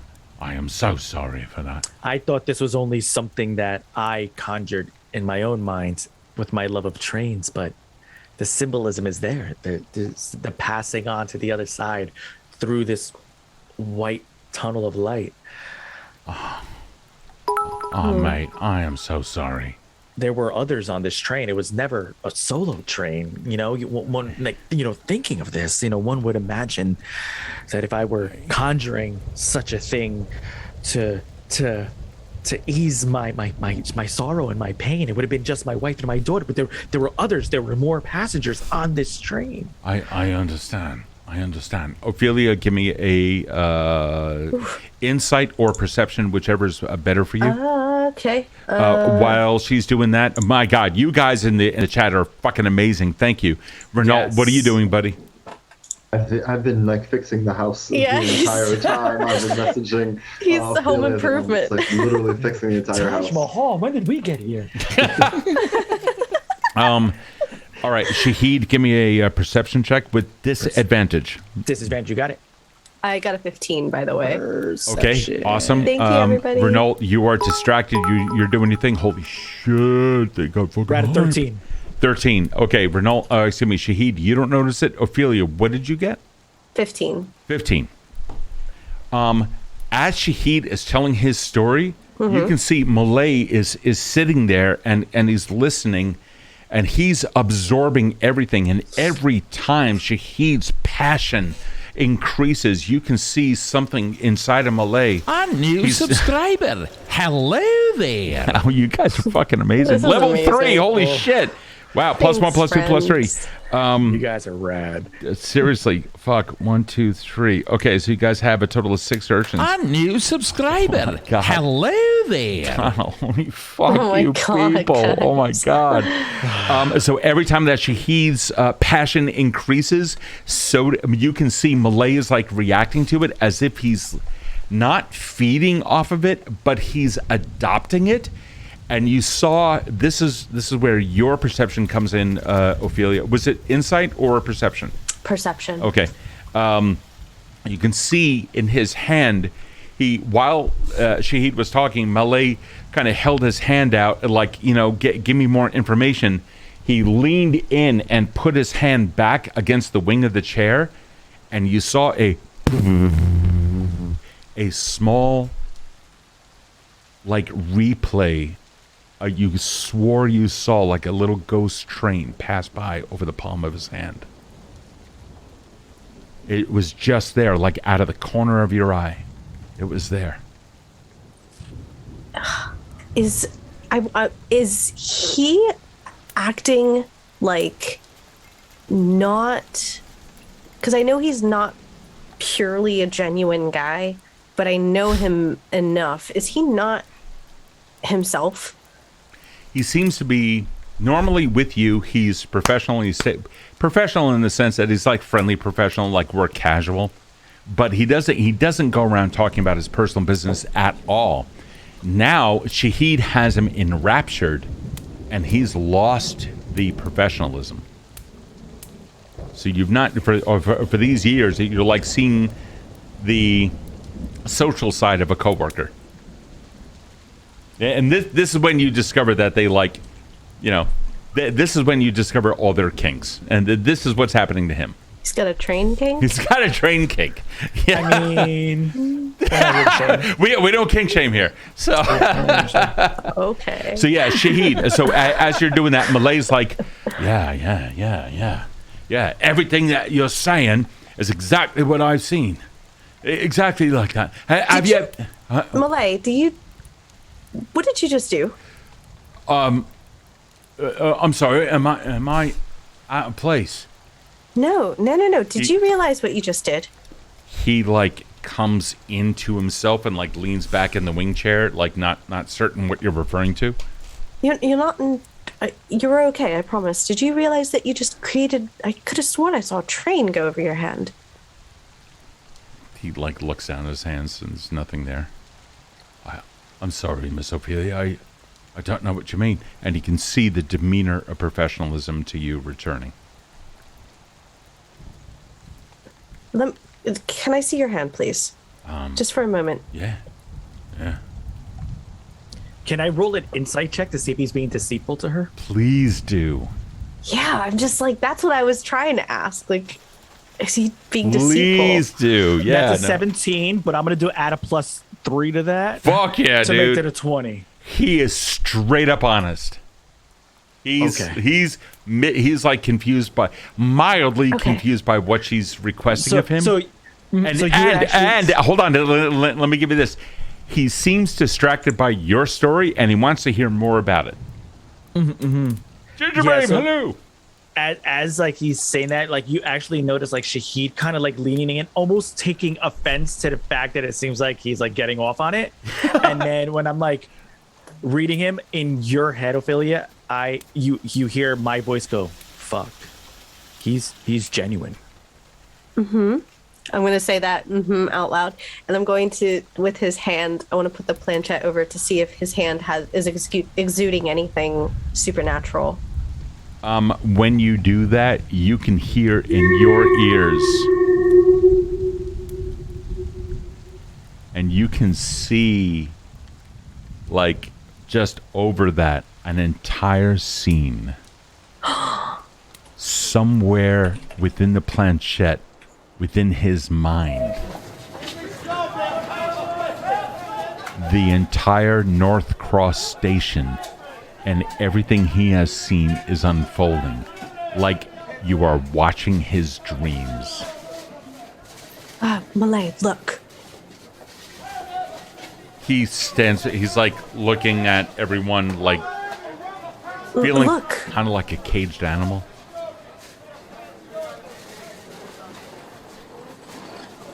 And then Shahid. Do you look, Shahid? Yeah, if I can. You do. And that's when...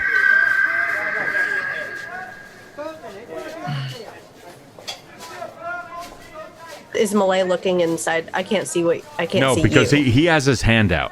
So Yeah, you guys can see it. He can't see what you see. I'm going to push it back towards him. Look at your hand. He looks... You're not seeing this. No. See what? Give me an insight check. Anybody who wants to make it.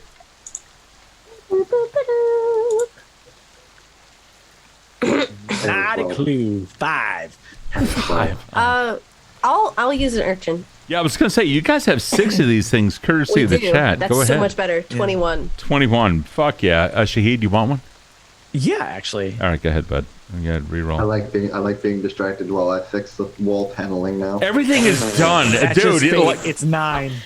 9? Yeah, that the train screech got me. Gotcha. Oh, I fucking love that RP. Nice job. Yeah. Ophelia? Mm-hmm.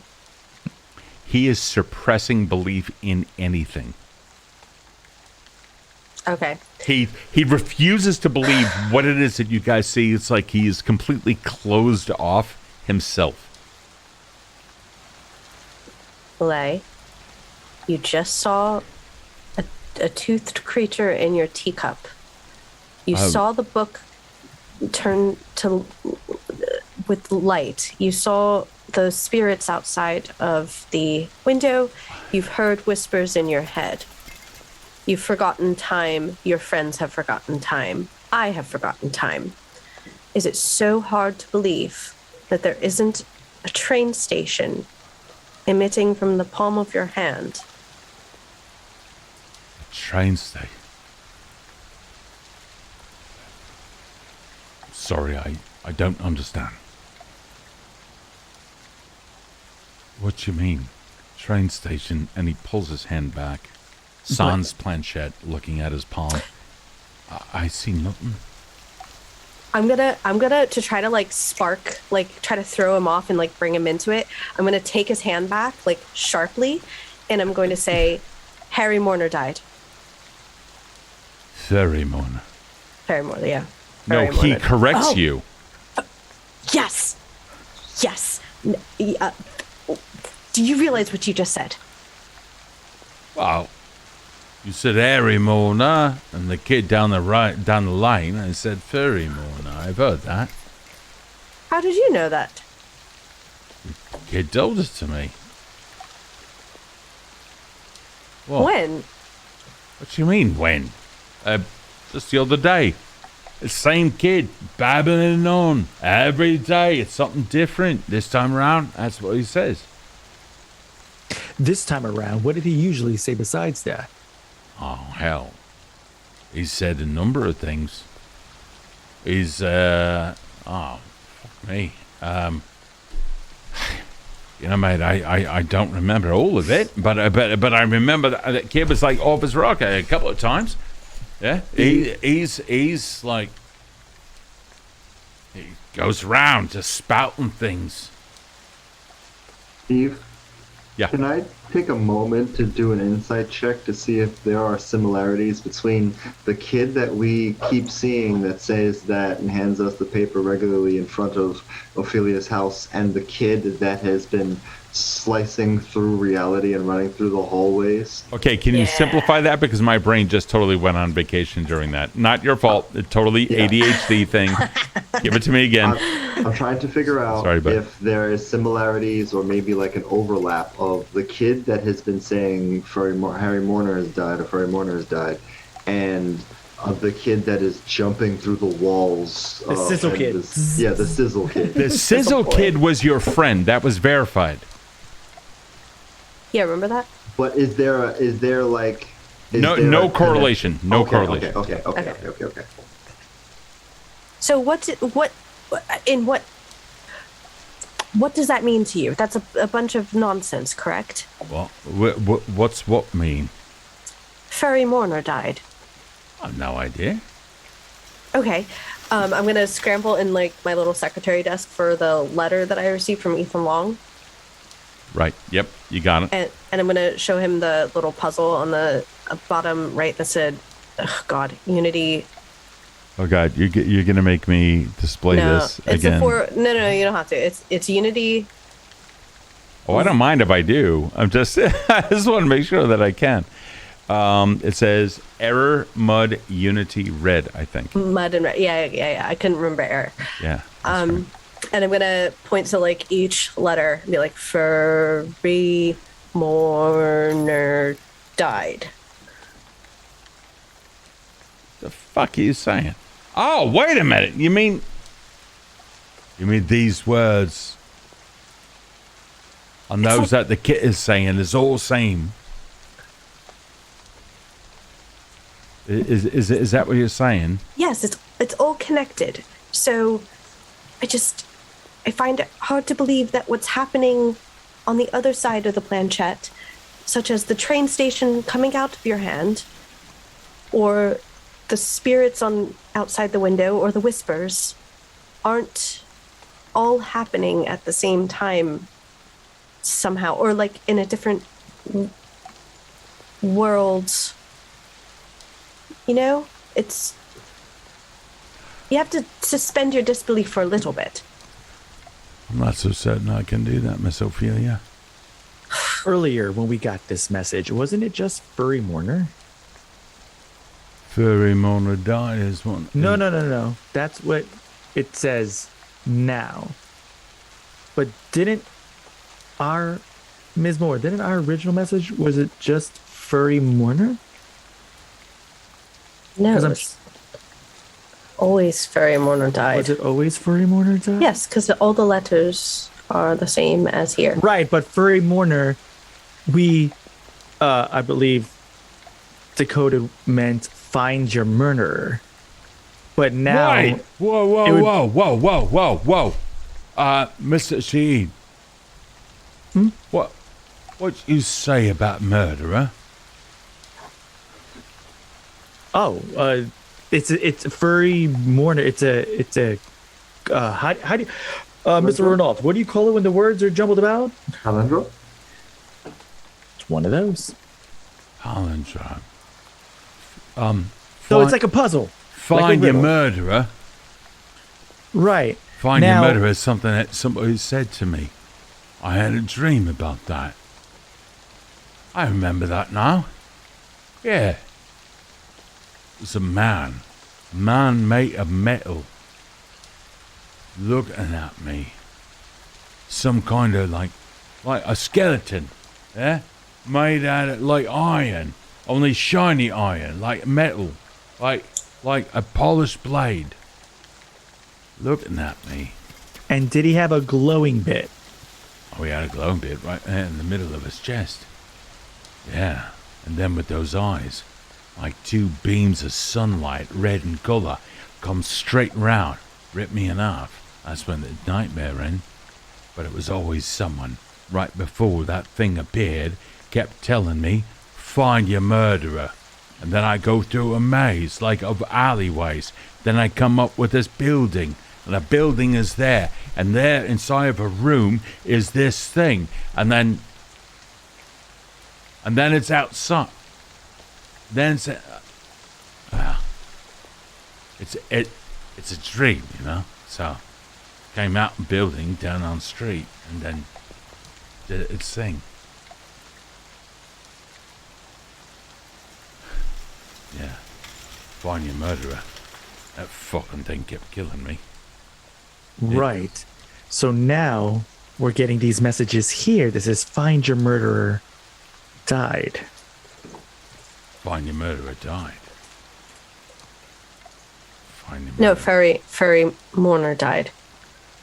Right. Are you saying that Furry Mourner died, find your murderer, and other things being said around the city are all the same? Yes. I believe so. Do you believe us now? I understand that there's something out there that I just don't comprehend. I can tell you that now, Miss Ophelia. And I'm sorry for having doubted you all along. Look, friends here, I don't mean to... I feel kind of weird telling you this. Do you mind if I got something else that I've seen that I don't ever want to see again. Miss Ophelia, you remember that seance? The one where the bugs come out? I mean, yes. Why? You tell me about it. I still don't remember the bugs. But I remember stuff afterwards. I remember looking at people. I remember old women going down the street and they're all in their finery. I said, I look at them, I do. I can see their death already coming at them. Like walking corpses. Like walking corpses they are. And then I see small child, happy as can be, running down the lane. Got a little open stick, doing their thing, living their best life. And then I look again and I can see that as they're running along and laughing and cheering, the head has already been crushed by the rock that come falling down off of a building next week. I don't know what's happening to me. The only reason why I haven't offed myself, to be honest with you, because I don't know what's real and what's right anymore. I don't know what's proper. It's because other people have been saying the same thing. I don't know no more. I'm sorry to put that on all of you. No, it's oddly comforting. Wouldn't you say? As I look at Shahid and Renault. Renault holding, in gasp, awe, his cold tea. And right.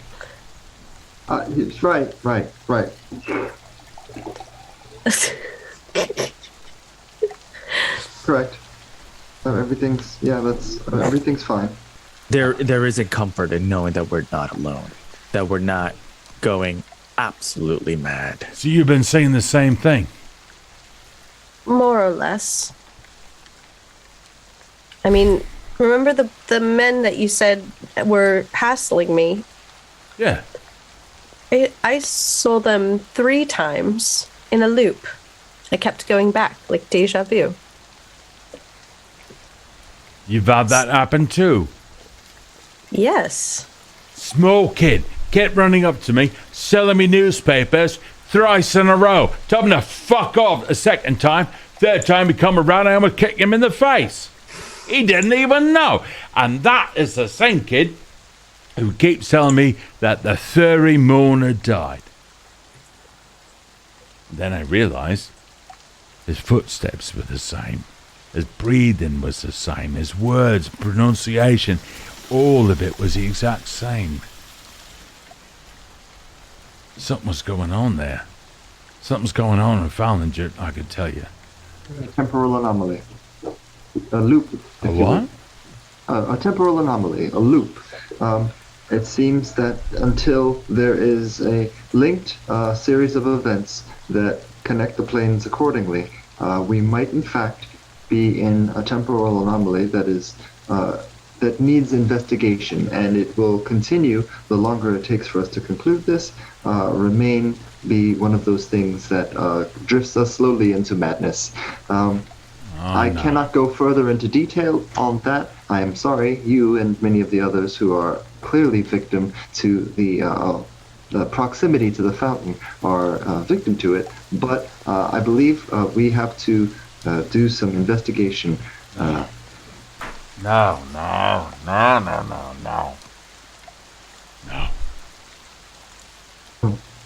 Well, I would hope no as well, but that seems to not be the case. No, this is not right. I don't like what you're saying there, Mr. Renault, but I can appreciate it. I could tell you everything that you're saying seems right to me and provides me with some small comfort of home, but I don't like it nonetheless. There's something out there that's messing with me brain. Something out there. I've seen things, Mr. Renault. You all see him. He's grasping onto the edge of the chair, and it looks like he's getting ready to stand. He is completely white-knuckled while he's grabbing onto it. I'm telling you something right now. I've seen rocks come down off of buildings because falling drift. And these, as a building come falling apart, small little bits of dust come falling all around, and then all of a sudden just simply stop in place. Like you can see that thing is going to come down and crush a child's head, and I try to stop it each and every time. You see him moving rapidly throughout the room, reenacting an entire scene of trying to save a child, grabbing onto a rock and casting it aside. But it is happening so fast by the time he describes he's back in his chair and the blood is only now just beginning to return to his knuckles. And each and every time, the kid gets to walk away scot-free.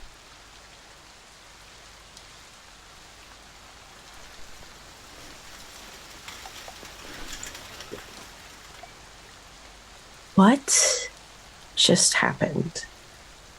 wouldn't bring attention to it as we are in a high tense situation. I'm Mr. Malay.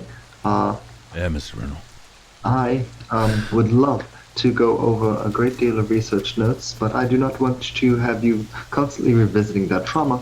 But I also wouldn't recommend you go to a place where you could get therapy for it. Nonetheless, I think that now is a good time to reevaluate the quietness of this place right now. Would Yes. anyone like a snack? He begins to laugh at the last thing that Renault said. It's quiet. Peace and fallen drift. Mr. Shahid, you opened up about your family, and I am dreadfully sorry for that, lad. I wish I can undo it all for you. I wish I can stop whatever it was there that took them away from you. I do. I really do. Well, I'm sorry to say that I don't think you're alone. I think something around here, somewhere in the city, ever since we gained independence from Lightsteep, something there has been going wrong. Can you say that last bit again? Oh yeah, there's something inside of Fallen Drift that has been absolutely steering us down the wrong path. Ever since independence from... Oh, from Lightsteep, like 150 years ago. There's some stories that go around amongst the families. Yeah, the War of the Meadows straightened it all out, but it also started a lineage of folk who can always tell what's on the other side of the dreams. And I don't like it. And now I think it's starting to grow more and more.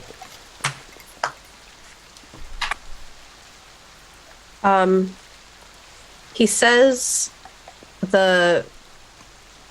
actually two things. So he said 150 years ago. Wasn't that that never happened in the other time we were, the other place we were, right? I'm trying to make sure I'm getting my realities correct. The last time that 150 years ago was brought up. Last time 150 years ago was brought up was the Battle of Ludgrave Park. Yes, but that wasn't in any history books.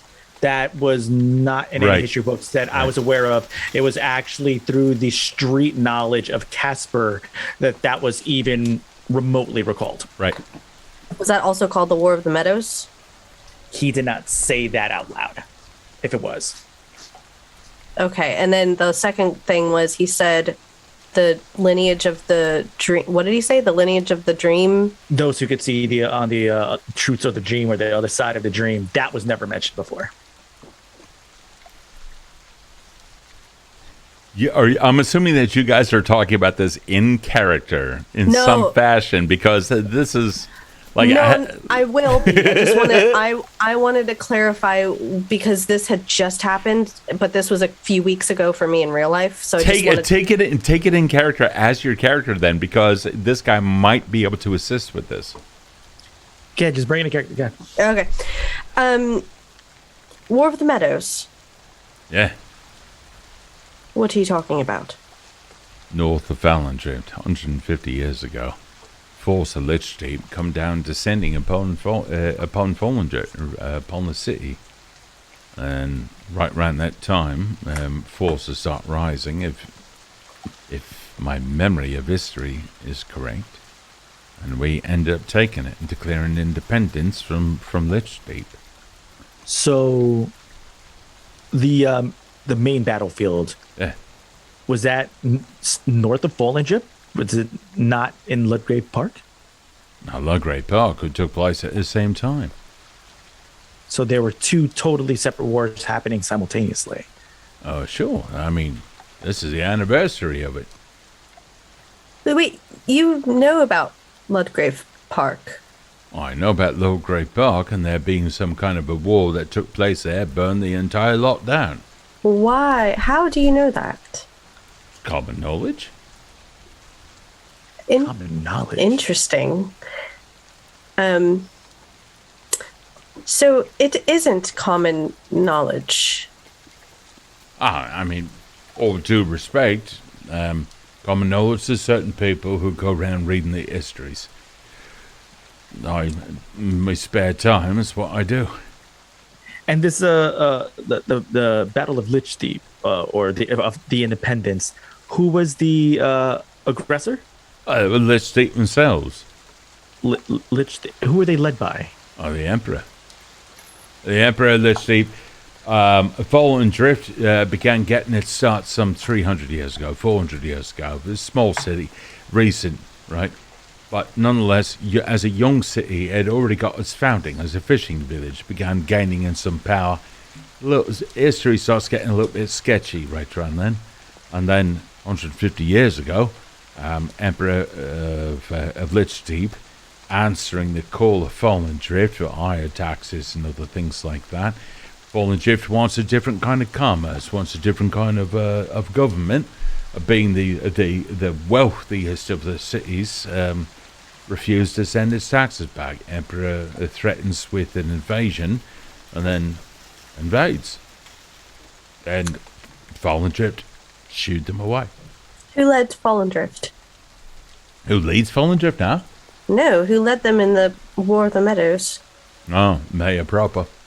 First Premier. The one, forgetting the name, up there, front lines, entire time. And remind me, is this a hereditary or lineage position? Fuck no. Fuck no. Appointed by the people. Is it the same mayor, perchance? Well, it's different now, but back then, yeah, like great-great-great-grandpa or something like that, they used to elect their officials. Today it's kind of gone back to the tyranny of the classes. Wait, we don't have a mayor now? Of course we have a mayor. Mayor Aubrey's always going to be around, but we've got something else now.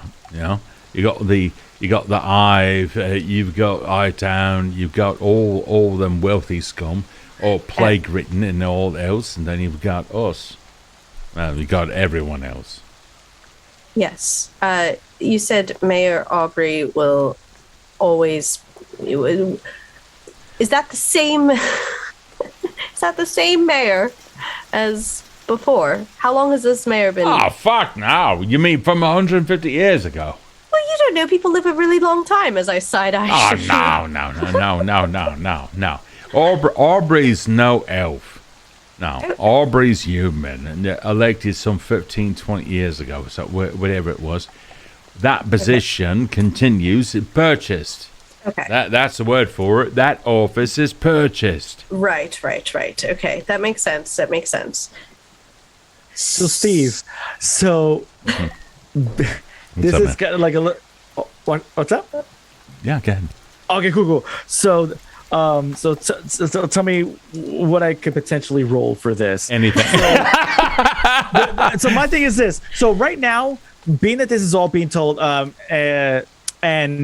he was just called out about his age, right? So right now he's just like putting two together. He goes, wait a minute. So he's trying to see if maybe in this reality, as he's thinking about it right now, would he recall the stories of the Battle of Ludgrave Park, being that he's 170, so he would have been 20 at the time? He would have heard of the Battle of Ludgrave Park, but do I remember it from what I'm calling my true reality? No. Or am I getting something different now because I'm in this reality? There you go. Is my question. yes.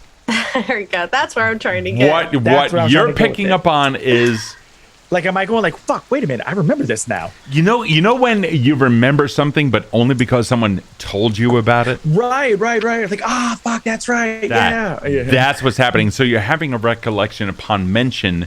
You never have a recollection on your own. Like, it's not something that you ever think about. In fact, the Battle of Ludgrave Park is still not mentioned in any histories or anything like that. That he is talking about it so casually is almost disturbing. It would be like, no, I just saw fucking Bigfoot right out in the backyard, like every Tuesday. What are you talking about? It's like as odd as that.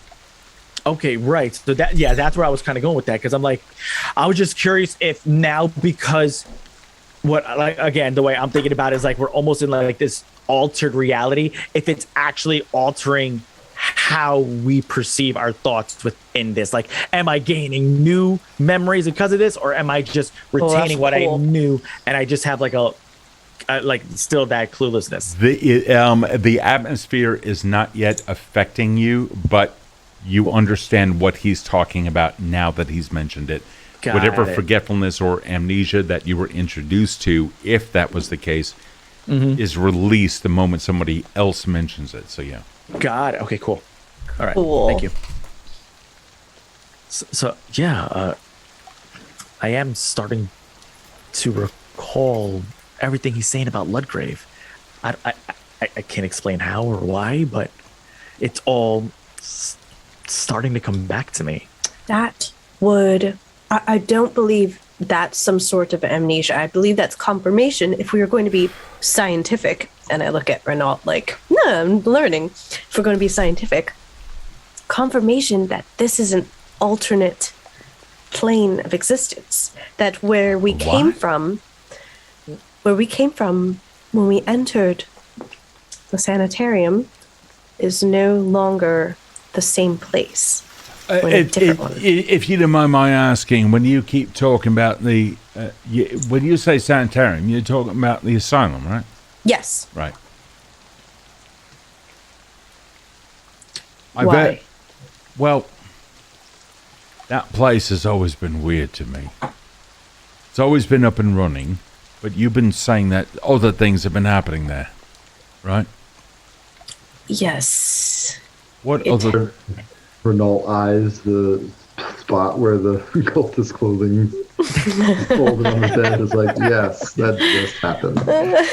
Right, Mr. Renault, I gotta ask you a question, mate. All right. What's All with right. what is that? When you're in a precarious situation, sometimes you have to blend in, and that is the blending. The fuck are you talking about? If I was to go into the rips, for example, I wouldn't wear my finest attire. It would give away the fact that I may or may not have some form of coin in my pocket. I would wear my worst rags. That on the bed over there is exactly that. A similar outfit or disguise to go someplace where I probably shouldn't be. He gets up, goes over there. Do you mind? Oh, by all means. He unfolds something, unfolds it, drops it, takes about 2 steps back, like subconsciously wipes his hands. No fucking way. Where'd you find them? With what this is? Oh, yeah, I've seen them around midnight hour. These fucking assholes. These assholes come right round, start kidnapping the poor straight off the street. Ah, fuck that. Where'd you get them? Off of a dead one. Oh. So you've been putting them to good business then? Yeah, no. I don't trust these motherfuckers at all. So at every midnight, they just come out. Oh, no. I mean to say that when I'm out there during the midnight hour, I haven't come across these. I like walking the city. I don't mind challenging those peoples that are out there. I don't go into the rips. I mean, I'm not insane. But sometimes, in particular areas, I've seen people wearing these things, doing all sorts of weird, like, mumble there in the darkness. Like talking to each other in some sort of a weird tongue, yeah? Then sometimes they're there an hour later, sometimes they're not. I don't hang around, but I've seen at least 4 of them now. engaged in some kind of nefarious action. Glass daggers. I'm sorry, metal glass sword. daggers, plural? Oh, yeah. Yeah. Like this one? Fuck me. Where'd you get you get that from one of them? Yes, and I might have castrated a man to death with it. And it was the 300th one needed for a ritual in the basement of the asylum. What do you mean? In the basement of the asylum? They were practicing dark magic. It is likely that all of the people that you've seen captured from the nights where you were out were all used for ritual sacrifice.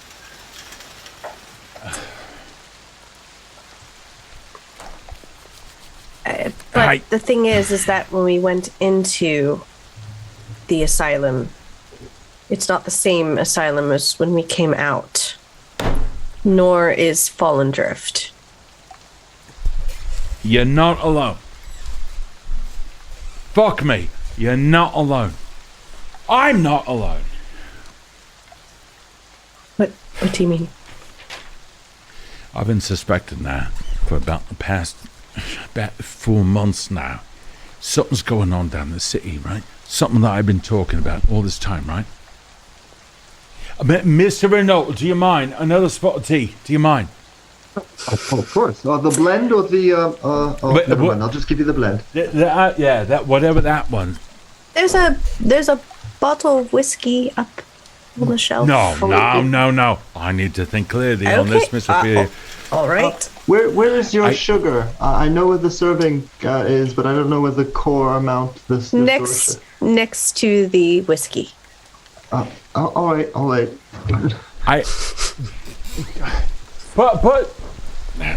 Put a spot of whiskey in it. All right. Just a touch. Like a 2-finger. Right. It's about past 4 months or so. I've been suspecting them things. Walking down the alleys. Going through the rifts, right? Staying on the outside. Looking all around. What I see? Weird people in clothing, stabbing others. Glass dagger, long swords, big axe, right? Yes. Thinking nothing of it. We all know Fallen Drift has got its cults. It's got its believers. It's got its people. It's got its things. What I'm trying to say to you is in the past 4 months, 5 months, and now actually I can't even say that. Because I remember, like, what was it? It's 1843. Yeah. In 38. Fuck me, the asylum. He looks up for a second, starts like looking around the room, start looking for anything. Miss Ophelia, how long you at this place? How long have I had this place? You tell me. Shit. I mean, it's my only place I've had since I was in my late teens. So what? Long time. 20 year, 30 year? Yeah, about 20 years. About 20. Right. I'm like nervously looking like I don't want anybody to know my age. Yeah, you got to think we're like 35, 38. Right around the time that what the fuck was it? Oh shit. There was a massacre that occurred over there in the Rifts and over in Ashwater. Yeah, I have anything right around that time. Fuck me. I can't think of it. There is something that I used to have. And it goes back about 5 year time. And I remember being right around the right around the asylum. It was the first time I saw a ghost. That's right. Now look at that. Mind clearing up. First time I saw a ghost. Right round midnight hours, I go on me walk, going from east to west, pass right through the park, right down south proper of the asylum itself. Take a look up there. Haunted ramparts and all that business that place always is. Creeps me out. All those poor creatures inside being experimented upon, yeah? And then, the ghost appear. Something happened that day. That night. Don't know what exactly, but something happened that night. Ever since then, I thought I was going to have to stop drinking. I have been drinking that night. Last time I ever had a sip. Well, Mr. Renault, don't put the whiskey in the tea. What I'm trying to tell you is that past 5 years now, and particularly past 4 months, something's been wrong. 5 years, you say? 5 years now. See, that's funny. In our Fallen Drift, the one from earlier, 5 years is also... Wait, I'm trying to remember how to say this right. How long the asylum's been closed? Asylum has never been closed. The asylum was closed. The asylum was absolutely condemned. We broke into it and there were undead things. I'm telling you, roaming Miss about. Ophelia, I love you with all my heart. The asylum is not closed. Now, you're right in thinking that it has been closed. What do you mean? I walked in with the tray, side-eyed, a little confused. You're not the only ones that think it was closed. So you're saying that there's others who have expressed to you that they felt that the asylum had been closed? That's exactly what I'm saying, mate. That's exactly what I'm saying. Huh. There's a state of confusion here. All in the manners of being proper. People don't like to come off as being daft, so they don't go around talking about these things, right? Unless you come across someone else like yourself, who happens to think something that you've been suspecting the entire time. Now you come round, and you start talking, and then the memories start coming back. And then you got all the people that say that they find themselves in brand new places come the morning, and they don't know how they got there, and the entire day's gone. There's something in Fallen Drift started 5 years ago or 150 years ago. And the reason why I say 150 years ago, because there was a story that happened to take place over in, where was it, Ashwater? No, that was recent. It was a story of that I heard one time. We're going to have to look it up, but it was a story of something having to do with people who, oh, fuck me, what was it? And he tries to recall it, but you can tell he is not able to. And he goes on for like 5 minutes trying to recall this damn story, but he doesn't recall it. The most that you're able to get out of it is something happens where people lose 24 hours of memory. That the Fallen Drift, that the Merriweather Asylum both exist. It's like a Schrodinger's cat of sanitariums. It both exists and doesn't exist in a working state. And a lot of people that he has spoken with have experienced this as well.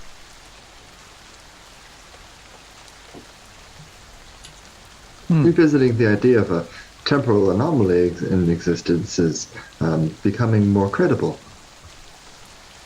One would say, at least. You keep talking about that. The second time now that you mentioned it. It's worth an investigation, I think. Investigation now. Like, where would you go from here? I would love it if Fallen Drift had some kind of agency. Like the government finally fucking stepped in and did something about this. You know how many of us, a good blood of this city, are experiencing this thing. And ain't no one out there doing nothing about it. Weren't we having... The constables were outside investigating that 2 mornings ago? What, 1 morning ago? Constables, please. The constables are paid off. We don't really support the constables here. He doesn't know about Casper yet. Oh, all right, that's fair. It's a sticky situation. So either there's something in the water, and everybody is victim to forgetting things and, specifically about the asylum, or something is controlling the people, and there is a schedule of when you forget things, and it benefits that entity.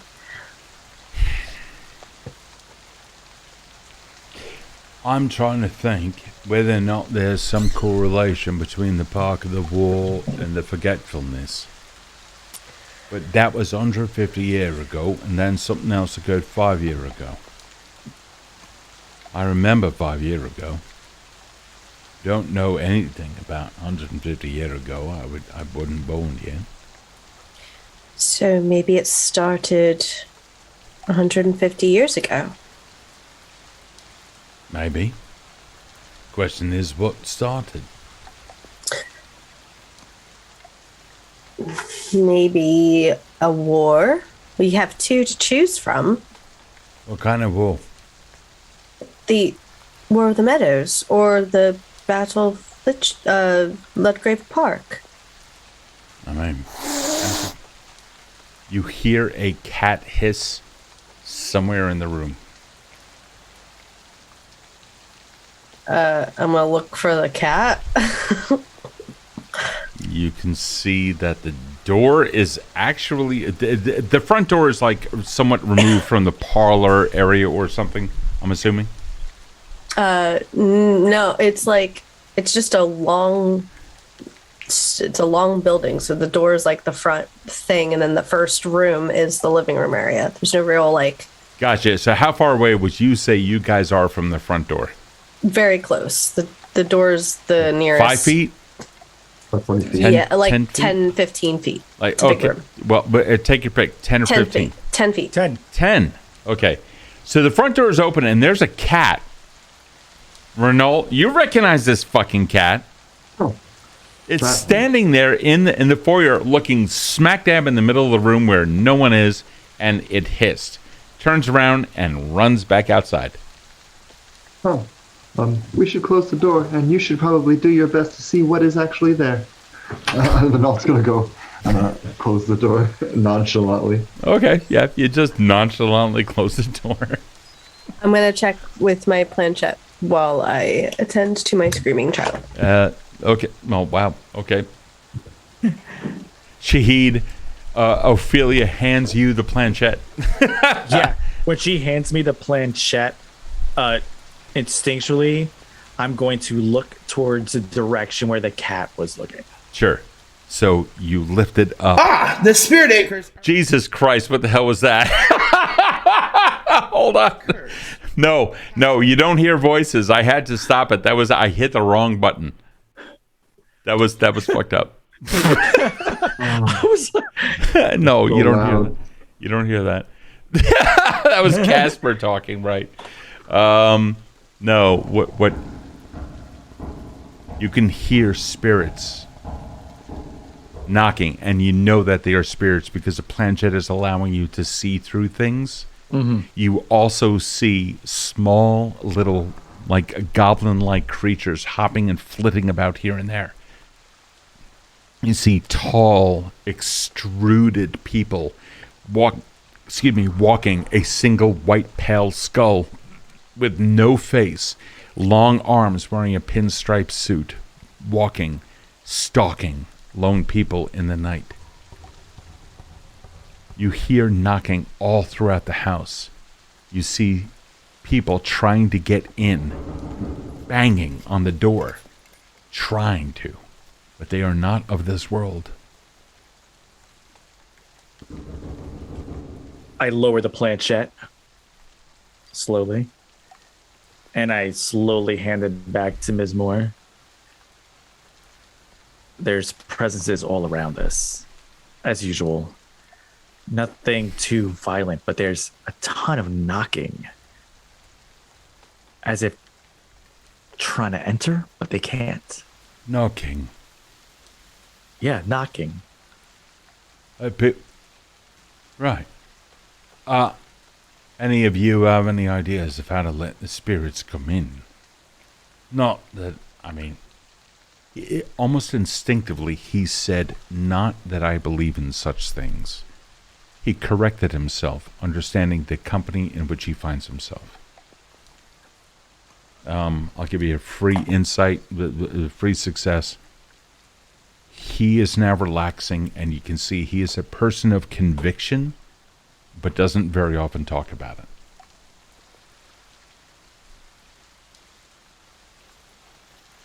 Should we?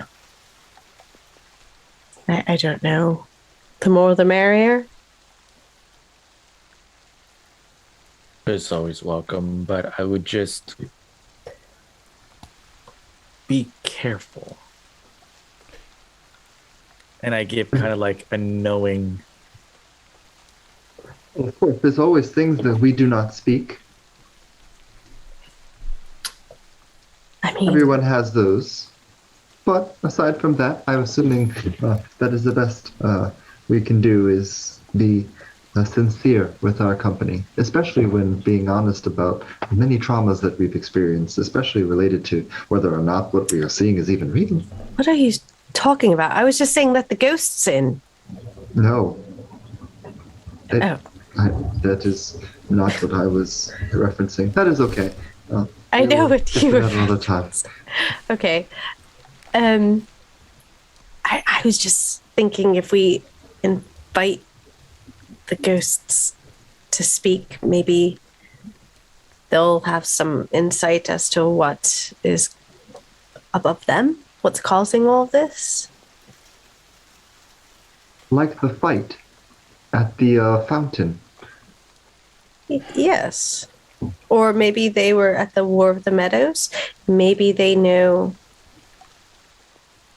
more than we do. It's worth asking. But what are you trying to find out?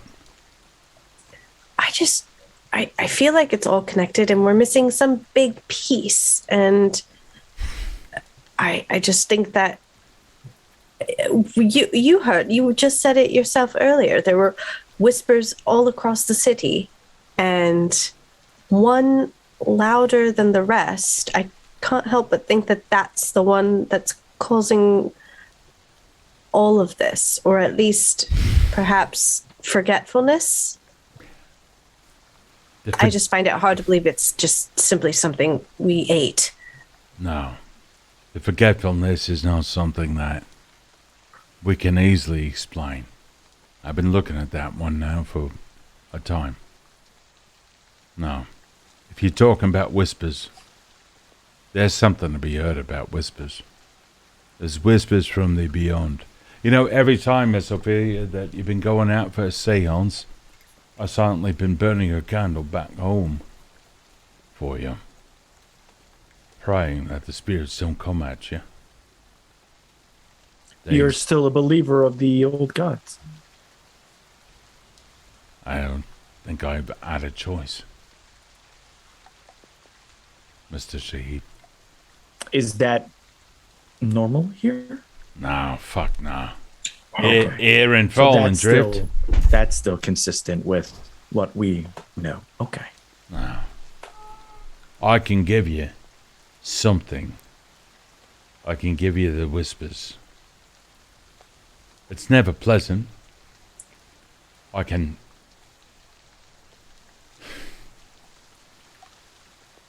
He holds his hands up to his face, comforting himself, rubbing his face every now and then, clutching a lapel from his jacket. There seems to be a conflict between being well-dressed and proper for the occasion. You're visiting someone else's home, therefore dressed nicely, and trying to be himself. There's a thing, yeah, that's difficult to understand.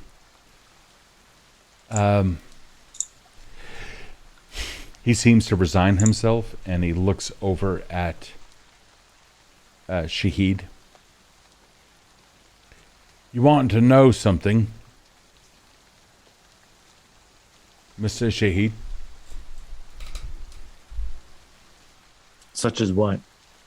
Miss Ophelia, you got your cards on you. Yes. Lay them out. If you don't mind. All right. Take my cards and go to I have a table by the window that I do my readings. Mr. Shahid, there's power in them there cards. If you don't mind, ask the cards about something that you're thinking about doing in the next half hour or so. If you don't mind, sir. Sure. Do I say this out loud or do I think it? Well, I mean, say it out loud. So all of us can have it. Sure. Something that's just ringing in the top of my head as soon as you brought it up. I'm very curious as to that metallic being with the glowing center of his chest. Right. So, ask Miss Ophelia. And as he says those words, he kind of puts his hand out and gives looks askance to Ophelia and kind of nods yeah, we're on the same team here. You're going to be the engine. I'm going to be the pilot just for a quick second. But you understand there's under no circumstances is he able to do this without you, Ophelia. You lay out the cards? Mm-hmm. Okay. Go on now, sir. Ask your question. Ask it proper and right. Ms. Moore, how are we going to find out more information about these metallic beings with the powered centers?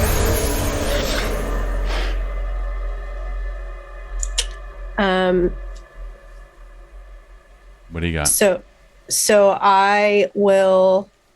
I'm gonna. Usually, I'll sit by the table, but I think I'm just standing and kind of listening over my shoulder, and I have my hands kind of moving over the cards as he speaks, and kind of in the middle of his question, I put my palm down on one of the cards, Mm-hmm. and I flip it on the table. Mm-hmm. And what do I know? So, which are you using a fate deck? No. Or you're not using a fate deck? Oh well. Oh, a fate deck. Yeah, I am. Yes. You are. Okay. All right. So I thought you said fake. No. Evandale has its own fate deck. That's why I was asking. Yeah. I'm using a fate deck. I mean, Eric, you know something about that. So, Thrusty. Yeah, dude. So you turn it up and it comes out with good results. You know that something good is going to come from investigating it, providing it is done soon. So this card represents a time restriction. The fact that it is facing proper means that it will be in our fortune if we do something rather promptly. If it was upside down, it would be the opposite. So time is of the essence. Time is absolutely of the essence. But that's only one thing. I have a feeling what Miss Ophelia is talking about also has something to do with our murderer. He kind of bites his lip at the suggestion of our murderer. What do you mean, our murderer? Well, ever since you said those words, you mix them about, might come about to be something else. Yeah. I've been thinking. I kind of feel like I'm.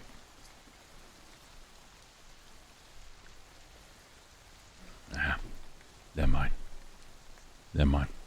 What? Mr. Malloy, you relate. You feel as if you don't belong here. He looked. Give me an insight check. Anybody who wants it. I'll do it for backup. Where's my 11? pluses? 15. 15. Okay. Yeah, I'm gonna keep it at the 11 because we got some higher rolls. All right. Yeah. Renault 7. Oh, Yeah, dude. 7, yeah. He's still scared of the cat. He is. He is very. I close that door after this. Peeking out the door, making sure it's not like getting in or anything. All right. Who got the 15? I did. And who got the 11? Me. All right. So that. All right. It's fairly easy. What was the question asked? Shahid said you feel like you don't I asked him if he feels like he doesn't belong. That he's starting to relate to what we're saying because he feels like he doesn't belong. Every time you've been saying now. something, most times that you've been saying something, I kind of understand it. And that scares me. Because it's not right. It's not right. My mum used to say things to me. Yeah. About the people who live in the walls. Yeah. And how the dead can hear your whispers. Never believed it. Not many do. I come round. I hang around with Miss Ophelia, and I understand how things work. Pardon me, Miss Ophelia. Very good at her craft. Thank you. But it's not there. No one does it better than her. No one does it any better than her. But things exist. And Miss Sophia, I gotta tell you right. You don't need to be doing it with no fakery no more. These things exist, Miss Ophelia. And I've been hanging around, making sure that you were right. And I am so sorry that I lost control of whatever it was that was summoned that evening, some 2-3 days ago. Come again? Well, what are you apologizing about? Bugs came out of my mouth. I am there. The only reason why I'm there, and I understand my job, is to make sure that Miss Ophelia gonna get paid. Make sure that she's gonna be fine. Right. And then that go and happen. Miss Opphelia's talented. We all know that. Very talented. Well, I'm trying to tell you, gentlemen, and you, Miss Ophelia. Fallen Drift is exactly what you say it is. And it ain't lost on me. I just wish it weren't.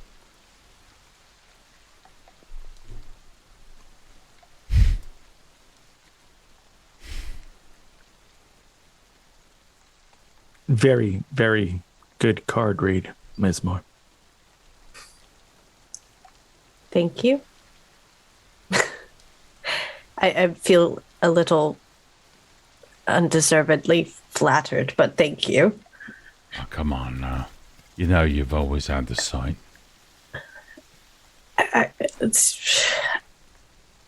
Yes, but I couldn't do it without you, so... No, come on now. Every one of us needs a partner in these things.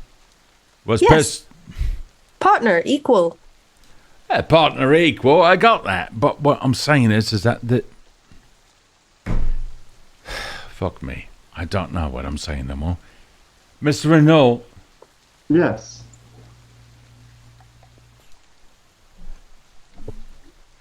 Where do you come from, sir? Because your language ain't right. That's pretty much true, yes. It is adjusting accordingly. How so? Well, the more you hang around a group of people, you kind of slip into the dialects and idioms of their speech, and from there you grow accustomed to how you should communicate to live a happier and more comfortable life wherever it is you lay your head. You're someone who likes to talk right in circles, eh? Yes. Yeah. Generally when I have something to hide for a good reason and I'm trying to be as polite as possible. I try to stick to honesty as well, but that is very strange to do in certain situations. You mind if I try something? Okay. It's not going to be fun. Oh, well, then I have some more apprehensions about what it is you're attempting to try. Something that is going to get inside your head. Oh, well, I would prefer not then. This is slowly degrading into from an affirmation to a disagreement. Well, I'm not trying to arm. I'm trying to. Maybe just give him one, Renault. Just Well, all right. as a treat. Yes. Very strange All tree, right. but yes. Before I do this, I gotta ask you all a question. He turns to Shahid. Mr. Shahid, you asked me if I believe. Do you believe, sir? I do. I believed for a very long time now. What exactly powers you to believe? If you don't mind my asking, sir. The horrors that I've seen. I mean, being a student of history, I have read ancient texts and tomes of times past where individuals No. alleged to believe such things. How has it changed you, sir? How has believing changed me? Yeah. What can you do the things, sir? Just come forward. What are you trying to ask of me? Miss Ophelia, you created light from nothing. Yes. He turns back to Shahid. Can you do the things like that? Other things I believe that I can. What can you do? I raise a hand like this, and which way do your windows open? Out. They just slam open, and then I just go like that with my finger, and they slam shut behind me, and then I just put a finger to my mouth. I just changed that glass. Somebody threw a rock through it. Please be careful. My apologies. Right. Like that, good sir. So you can do that. Yes. All right. Miss Ophelia. What can you do? I'm going to cast message, and I'm going to say in his head, I could talk to you without moving my lips. I'm sorry. I know that's very invasive. He does it to me all the time. Does what? I'm sorry. I didn't see. Yeah, he's looking right at Shahid right now. I cast message again and to Shahid this time, and I say this. This is what I was talking about. Oh. Yeah. I tend to do that too. Mr. Renault? Yes. And you? I'm very good. I'm a very good engineer. So much so it seems to go outside of my expectations on what should be the result of my work. All right. Miss Ophelia, you got anything that ain't quite right around? You got anything around here that you don't want quite right? Have you got? Oh fuck. Renault steps outside for a moment. Okay, what are you doing, dude?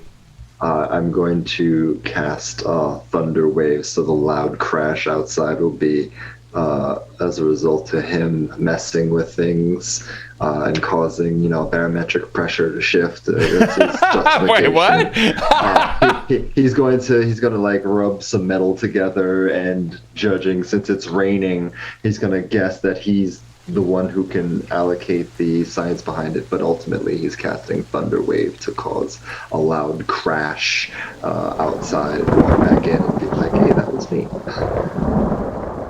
Everyone hears a loud peal of thunder rip through the sky.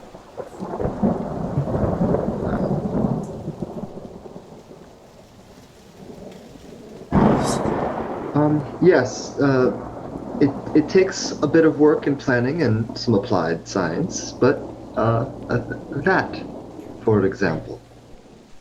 Right. All right. So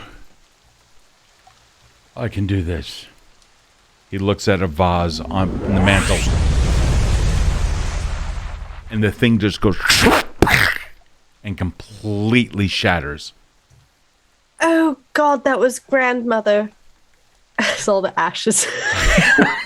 A new subscriber. Hello there. It's all right. She was quite a bitch, to be perfectly honest. I just kind of like sweep it into the fire. Sorry. I could have fixed it. There's a... you can see he's a little bit flush in the face. He's looking around. Anybody here wounded? Yes. Yes. Renault is. Yes. He gets up out of his chair. 50 bits because you made him laugh too hard. So. Cool. He walks over to Renault and is like, you're right. Where are you at? He like opens up his side, and there is still the gaping wound from when we fell down off the side, kind of wrapped in under his t-shirt to stop the bleeding. Oh man, right. Do you mind if I try something? Is it a practitioner of medical type? I think. Sure, I've seen way less weird things in recent days, so yeah, I'm sure Miss Ophelia, you can vouch for your partner here. Yes, I think at the end of the day, grandmother's had it worse, so you'll be fine. As long as you don't do the thing you did to the vase to most of the bones and that govern my body. Oh God, no.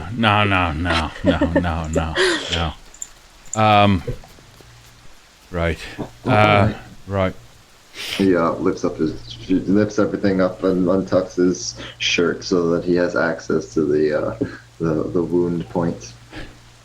So, remember when I said before about the kid getting hit in the head with rocks coming down off building? This is the last of everything that I can do, as far as I know. I went over to him and I was crying because that's a child. And child don't deserve short life. I know it's a fact of life. But when I picked him up, he's facing most of everyone with his back to Renault, because Renault, I imagine you're still closer to the door than everyone, right? Okay. Yeah, I did this. And he reaches back and touches Renault right on the ribs. And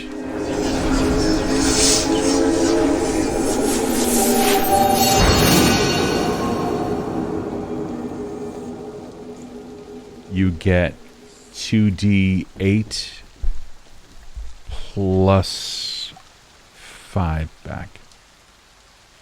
Damn. Sheesh. When did you know you could do that? Since I picked up the kid off the street. That's when I knew I was different. Are all of these things driven emotionally. Oh, yeah, 100%. I know that there's something much greater than us out there. I know that for a fact. And that is the thing that's blessed me with the dreams and the nightmares, and with all the abilities that I currently have. That's why I ask. Because I know I can't be the only one. And you telling me that you got some of the same things going on. Proof something else is out there. So you asked me before. Now he's standing he's like standing pin straight, almost like a preacher. He's like, you told me, you asked me if I believed as well. Not only do I believe, I know for a fact, and those things that are out there that allow me to do these things, I'll tell you right now, they have enemies, and those enemies are here in Fallen Drift. Every single one of them.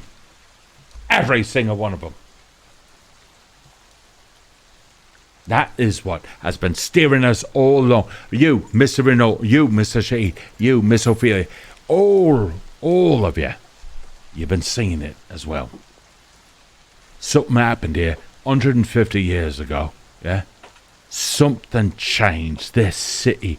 The moment we gained independence, whatever it was, and I want to know if we were able to win that war because of the things that are here, and that because of the things that wanted us independent, so no one would ever notice them, yeah?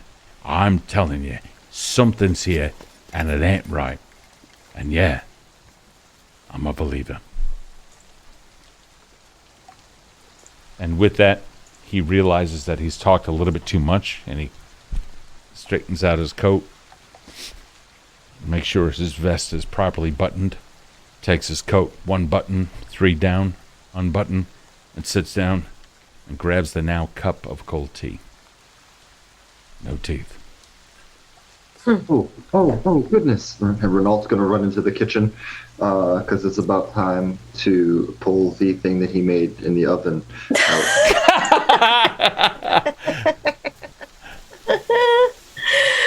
Oh, God. And he returns with a tray of bread pudding, because something that is commonly forgotten and goes moldy and bad is the bread. So to prevent that, he used an extra amount of the sugar to make bread pudding for everybody. Oh.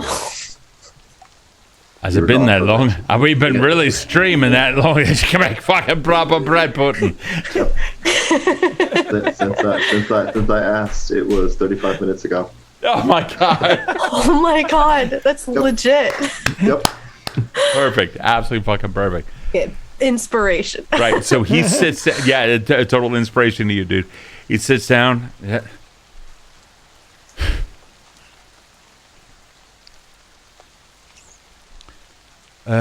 Miss Ophelia, I'm sorry that I've not gone over these things in the past, those things that I've been feeling. I just want to make sure that you are protected, because that's what you pay me for. And all this time, I actually want to thank you, quite right, for you to I want to thank you for doing what you've been doing.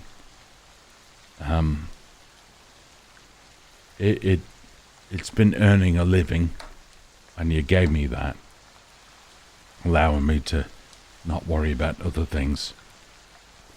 The gambling has worked, but I know that we're not the only ones.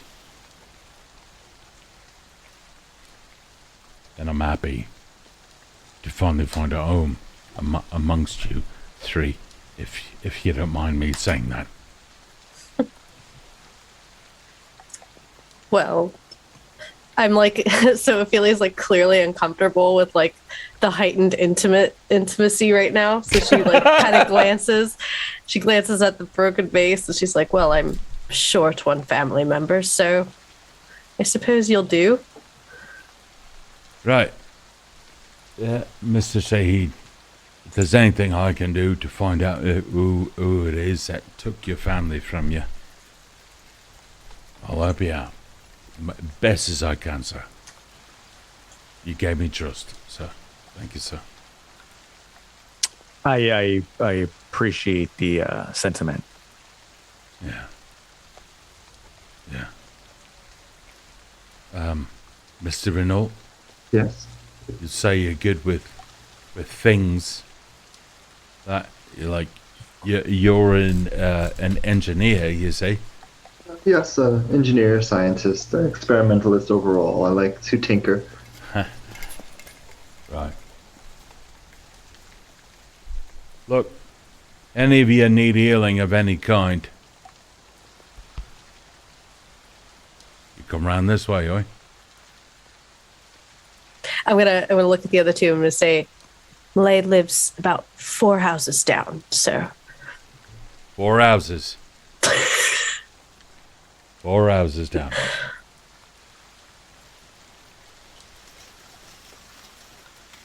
If you don't mind, there's a very uncomfortable silence right now. Sorry, There's just been a lot of information passing. Yeah, that's all. We're all just really feeling. I believe we're just feeling the weight of everything that's been happening as of late, and things have sort of come to head right now. And even though you're coming to terms as you are, Mr. Malloy, and we truly appreciate that. We've experienced some things that we're still trying to come to terms with, and frankly, I believe this is the first bit of silence and casual conversation that we've had in quite some time. It was quiet because my mouth was full. If you don't mind my asking, does this place here, Miss Ophelia's home, represent that kind of safety to you? I mean, personally speaking, she had showed me her generosity and kindness one of the first times that we met, and offered a place to stay when this madness kind of first began. So in a way, yes, very much so. Under the consideration that I would be classified as a homeless laborer, the fact that this would be the third night that I have slept on her very uncomfortable couch is definitely an increase in my former real estate. So yeah? So yes. And I get to make things.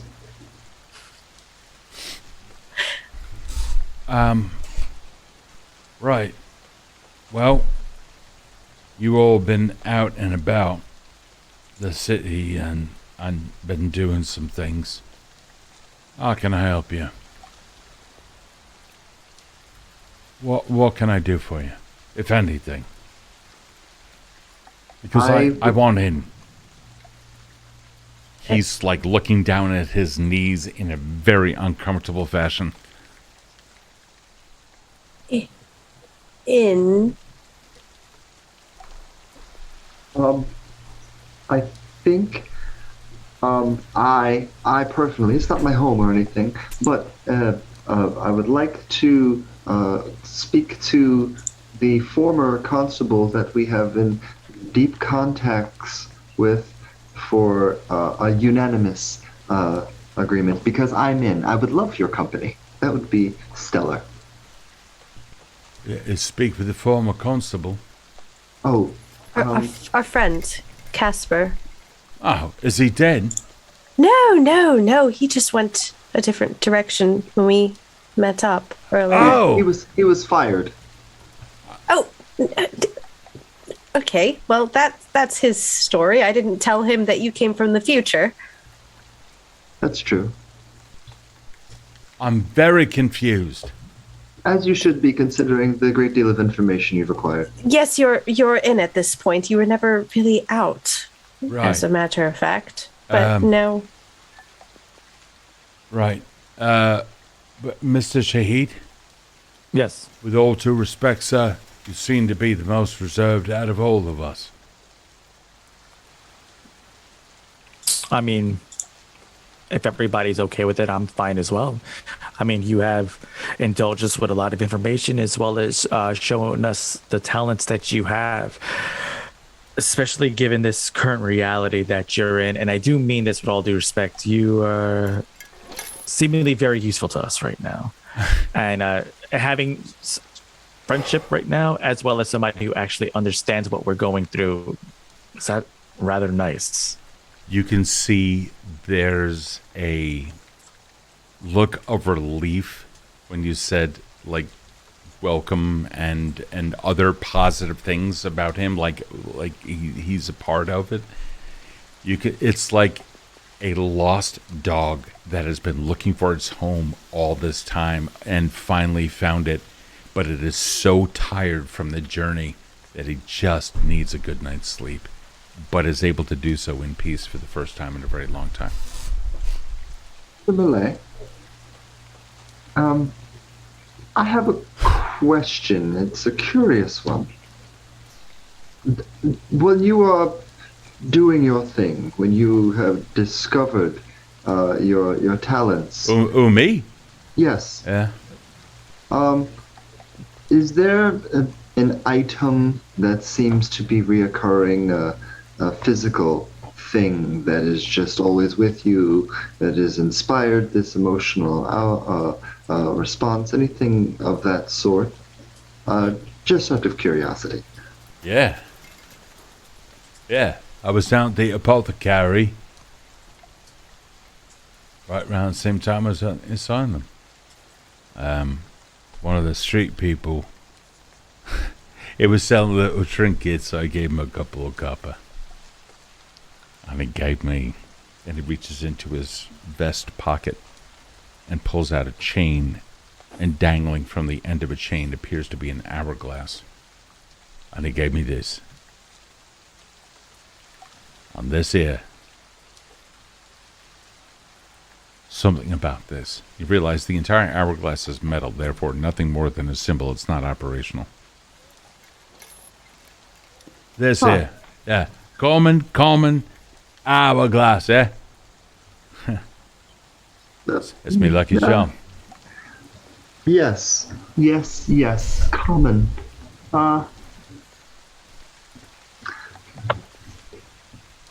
Please hold that dear. It is definitely a good luck charm. We all seem to have one. A good luck charm of some variety. What you mean? Like, well, I'm going to ask, if you don't mind, Mr. Renault. Yes. Does your charm do something more other than make you believe in luck? Yes. He looks around with a satisfied nod to everyone. And everyone has got one. And no? Yes. What? Hold on. Hold on. Right. So you know, Steve, some people can't hear you at all. Can't hear me? Yeah. Steve, actually, Eric can't hear you. Eric, you can't hear me? Yeah, he can't hear you. Hold Eric, on. can you hear me? Am I muted? Hold on, wait a second. I'm not muted, am I? No, I'm not muted. I just realized that you guys haven't had my video. Oh, you got it? Okay, bud. Okay, sorry. All right, there we go. As you were. I thought that was a choice that you didn't have a video on. I couldn't hear you. I couldn't see you at all. And I was like, oh, fuck. Yeah, I just realized on Zoom I've had my camera off this entire time since we reconnected. Sorry, guys. That's okay. It's good. So, yeah or no? You've all got things that do more than just make us believe a little bit. I mean, I've got my planchette, but you already saw what that did. Yeah, that thing is fucking horrible, and I never want to touch it again. Thank you very much. Done.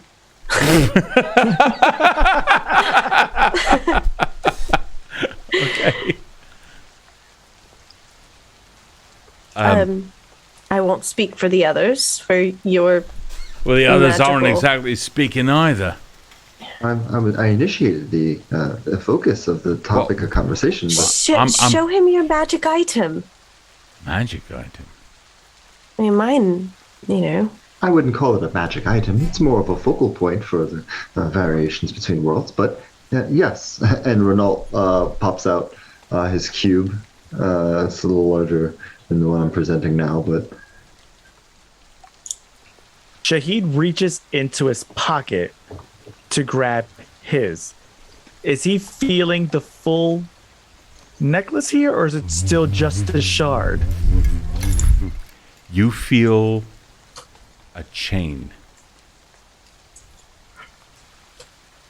You pull it out, and you see the entire pendant with the mirror intact. I have this. it's going to look super confused right now. Renault starts going through his bag. Yeah. When I say do, I'm like, do you still have that other? Yeah, and he pulls out the glass, the little mason jar. Do I see the little pieces of the shard in there as well? Yep.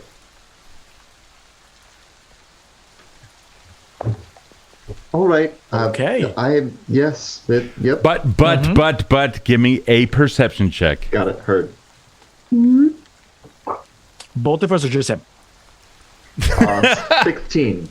It's just him. Okay. You can see that the shards, you're talking about the shards that Shahid, like the other shards of Shahid's shard?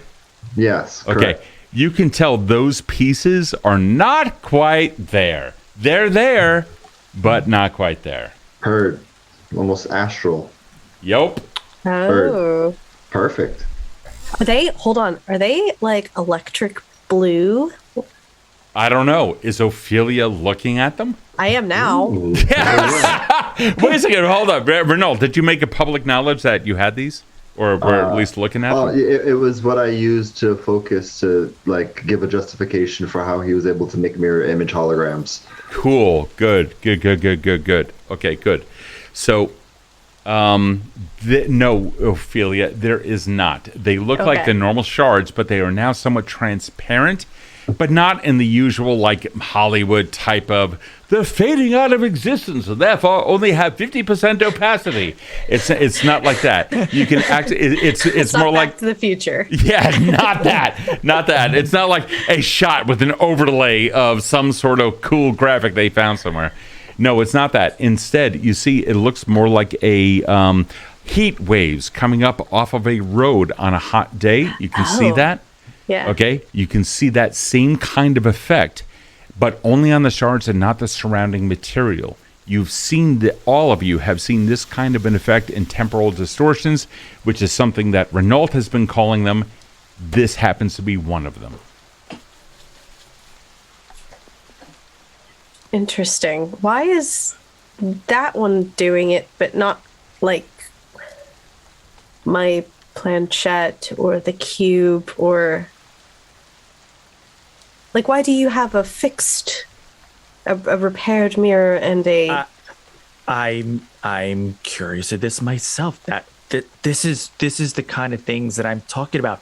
It's like this fallen drift effect where you know how something is in one time period and you remember it as such, but then others remember it in a totally different way. So we know that my mirror broke, but in this reality, my mirror never broke. However, there's still shards possessed by Renault. Mr. Shahid, I've got another theory there for you. Please. There's no other dimensions but this one. And all the stuff you're seeing for the exact same reason that some others have been forgetting. Everyone make a intelligence save. Intelligence save. I'll be an 11. An 11. Wait, Renault, you got a 25? Correct.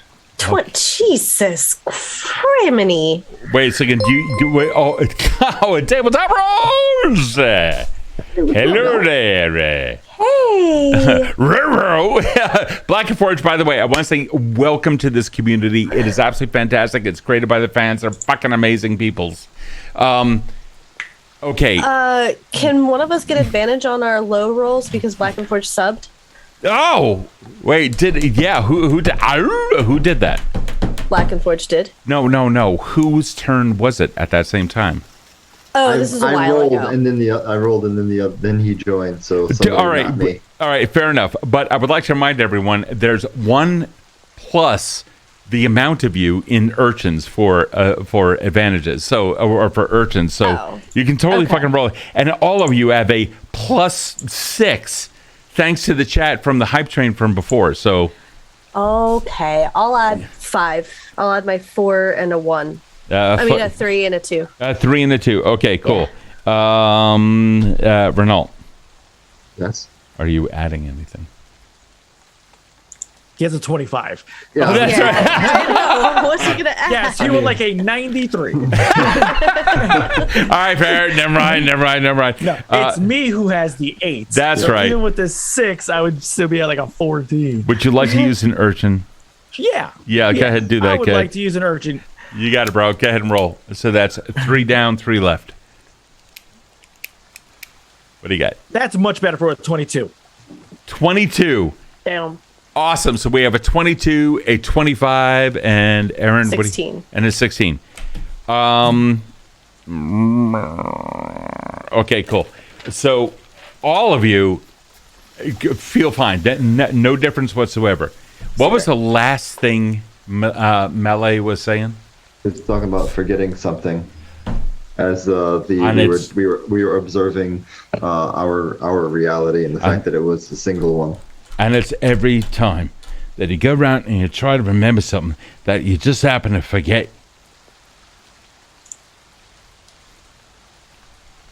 About something in the first place. What the fuck? How the fuck did I get here? Oh no. And we'll see you guys next week. Fuck off. I fucking knew it. I knew it. I knew that was the thing that was going to happen. I was waiting for the cliffhanger. Walked right into that one. Wow. Way to go. Way to fucking go.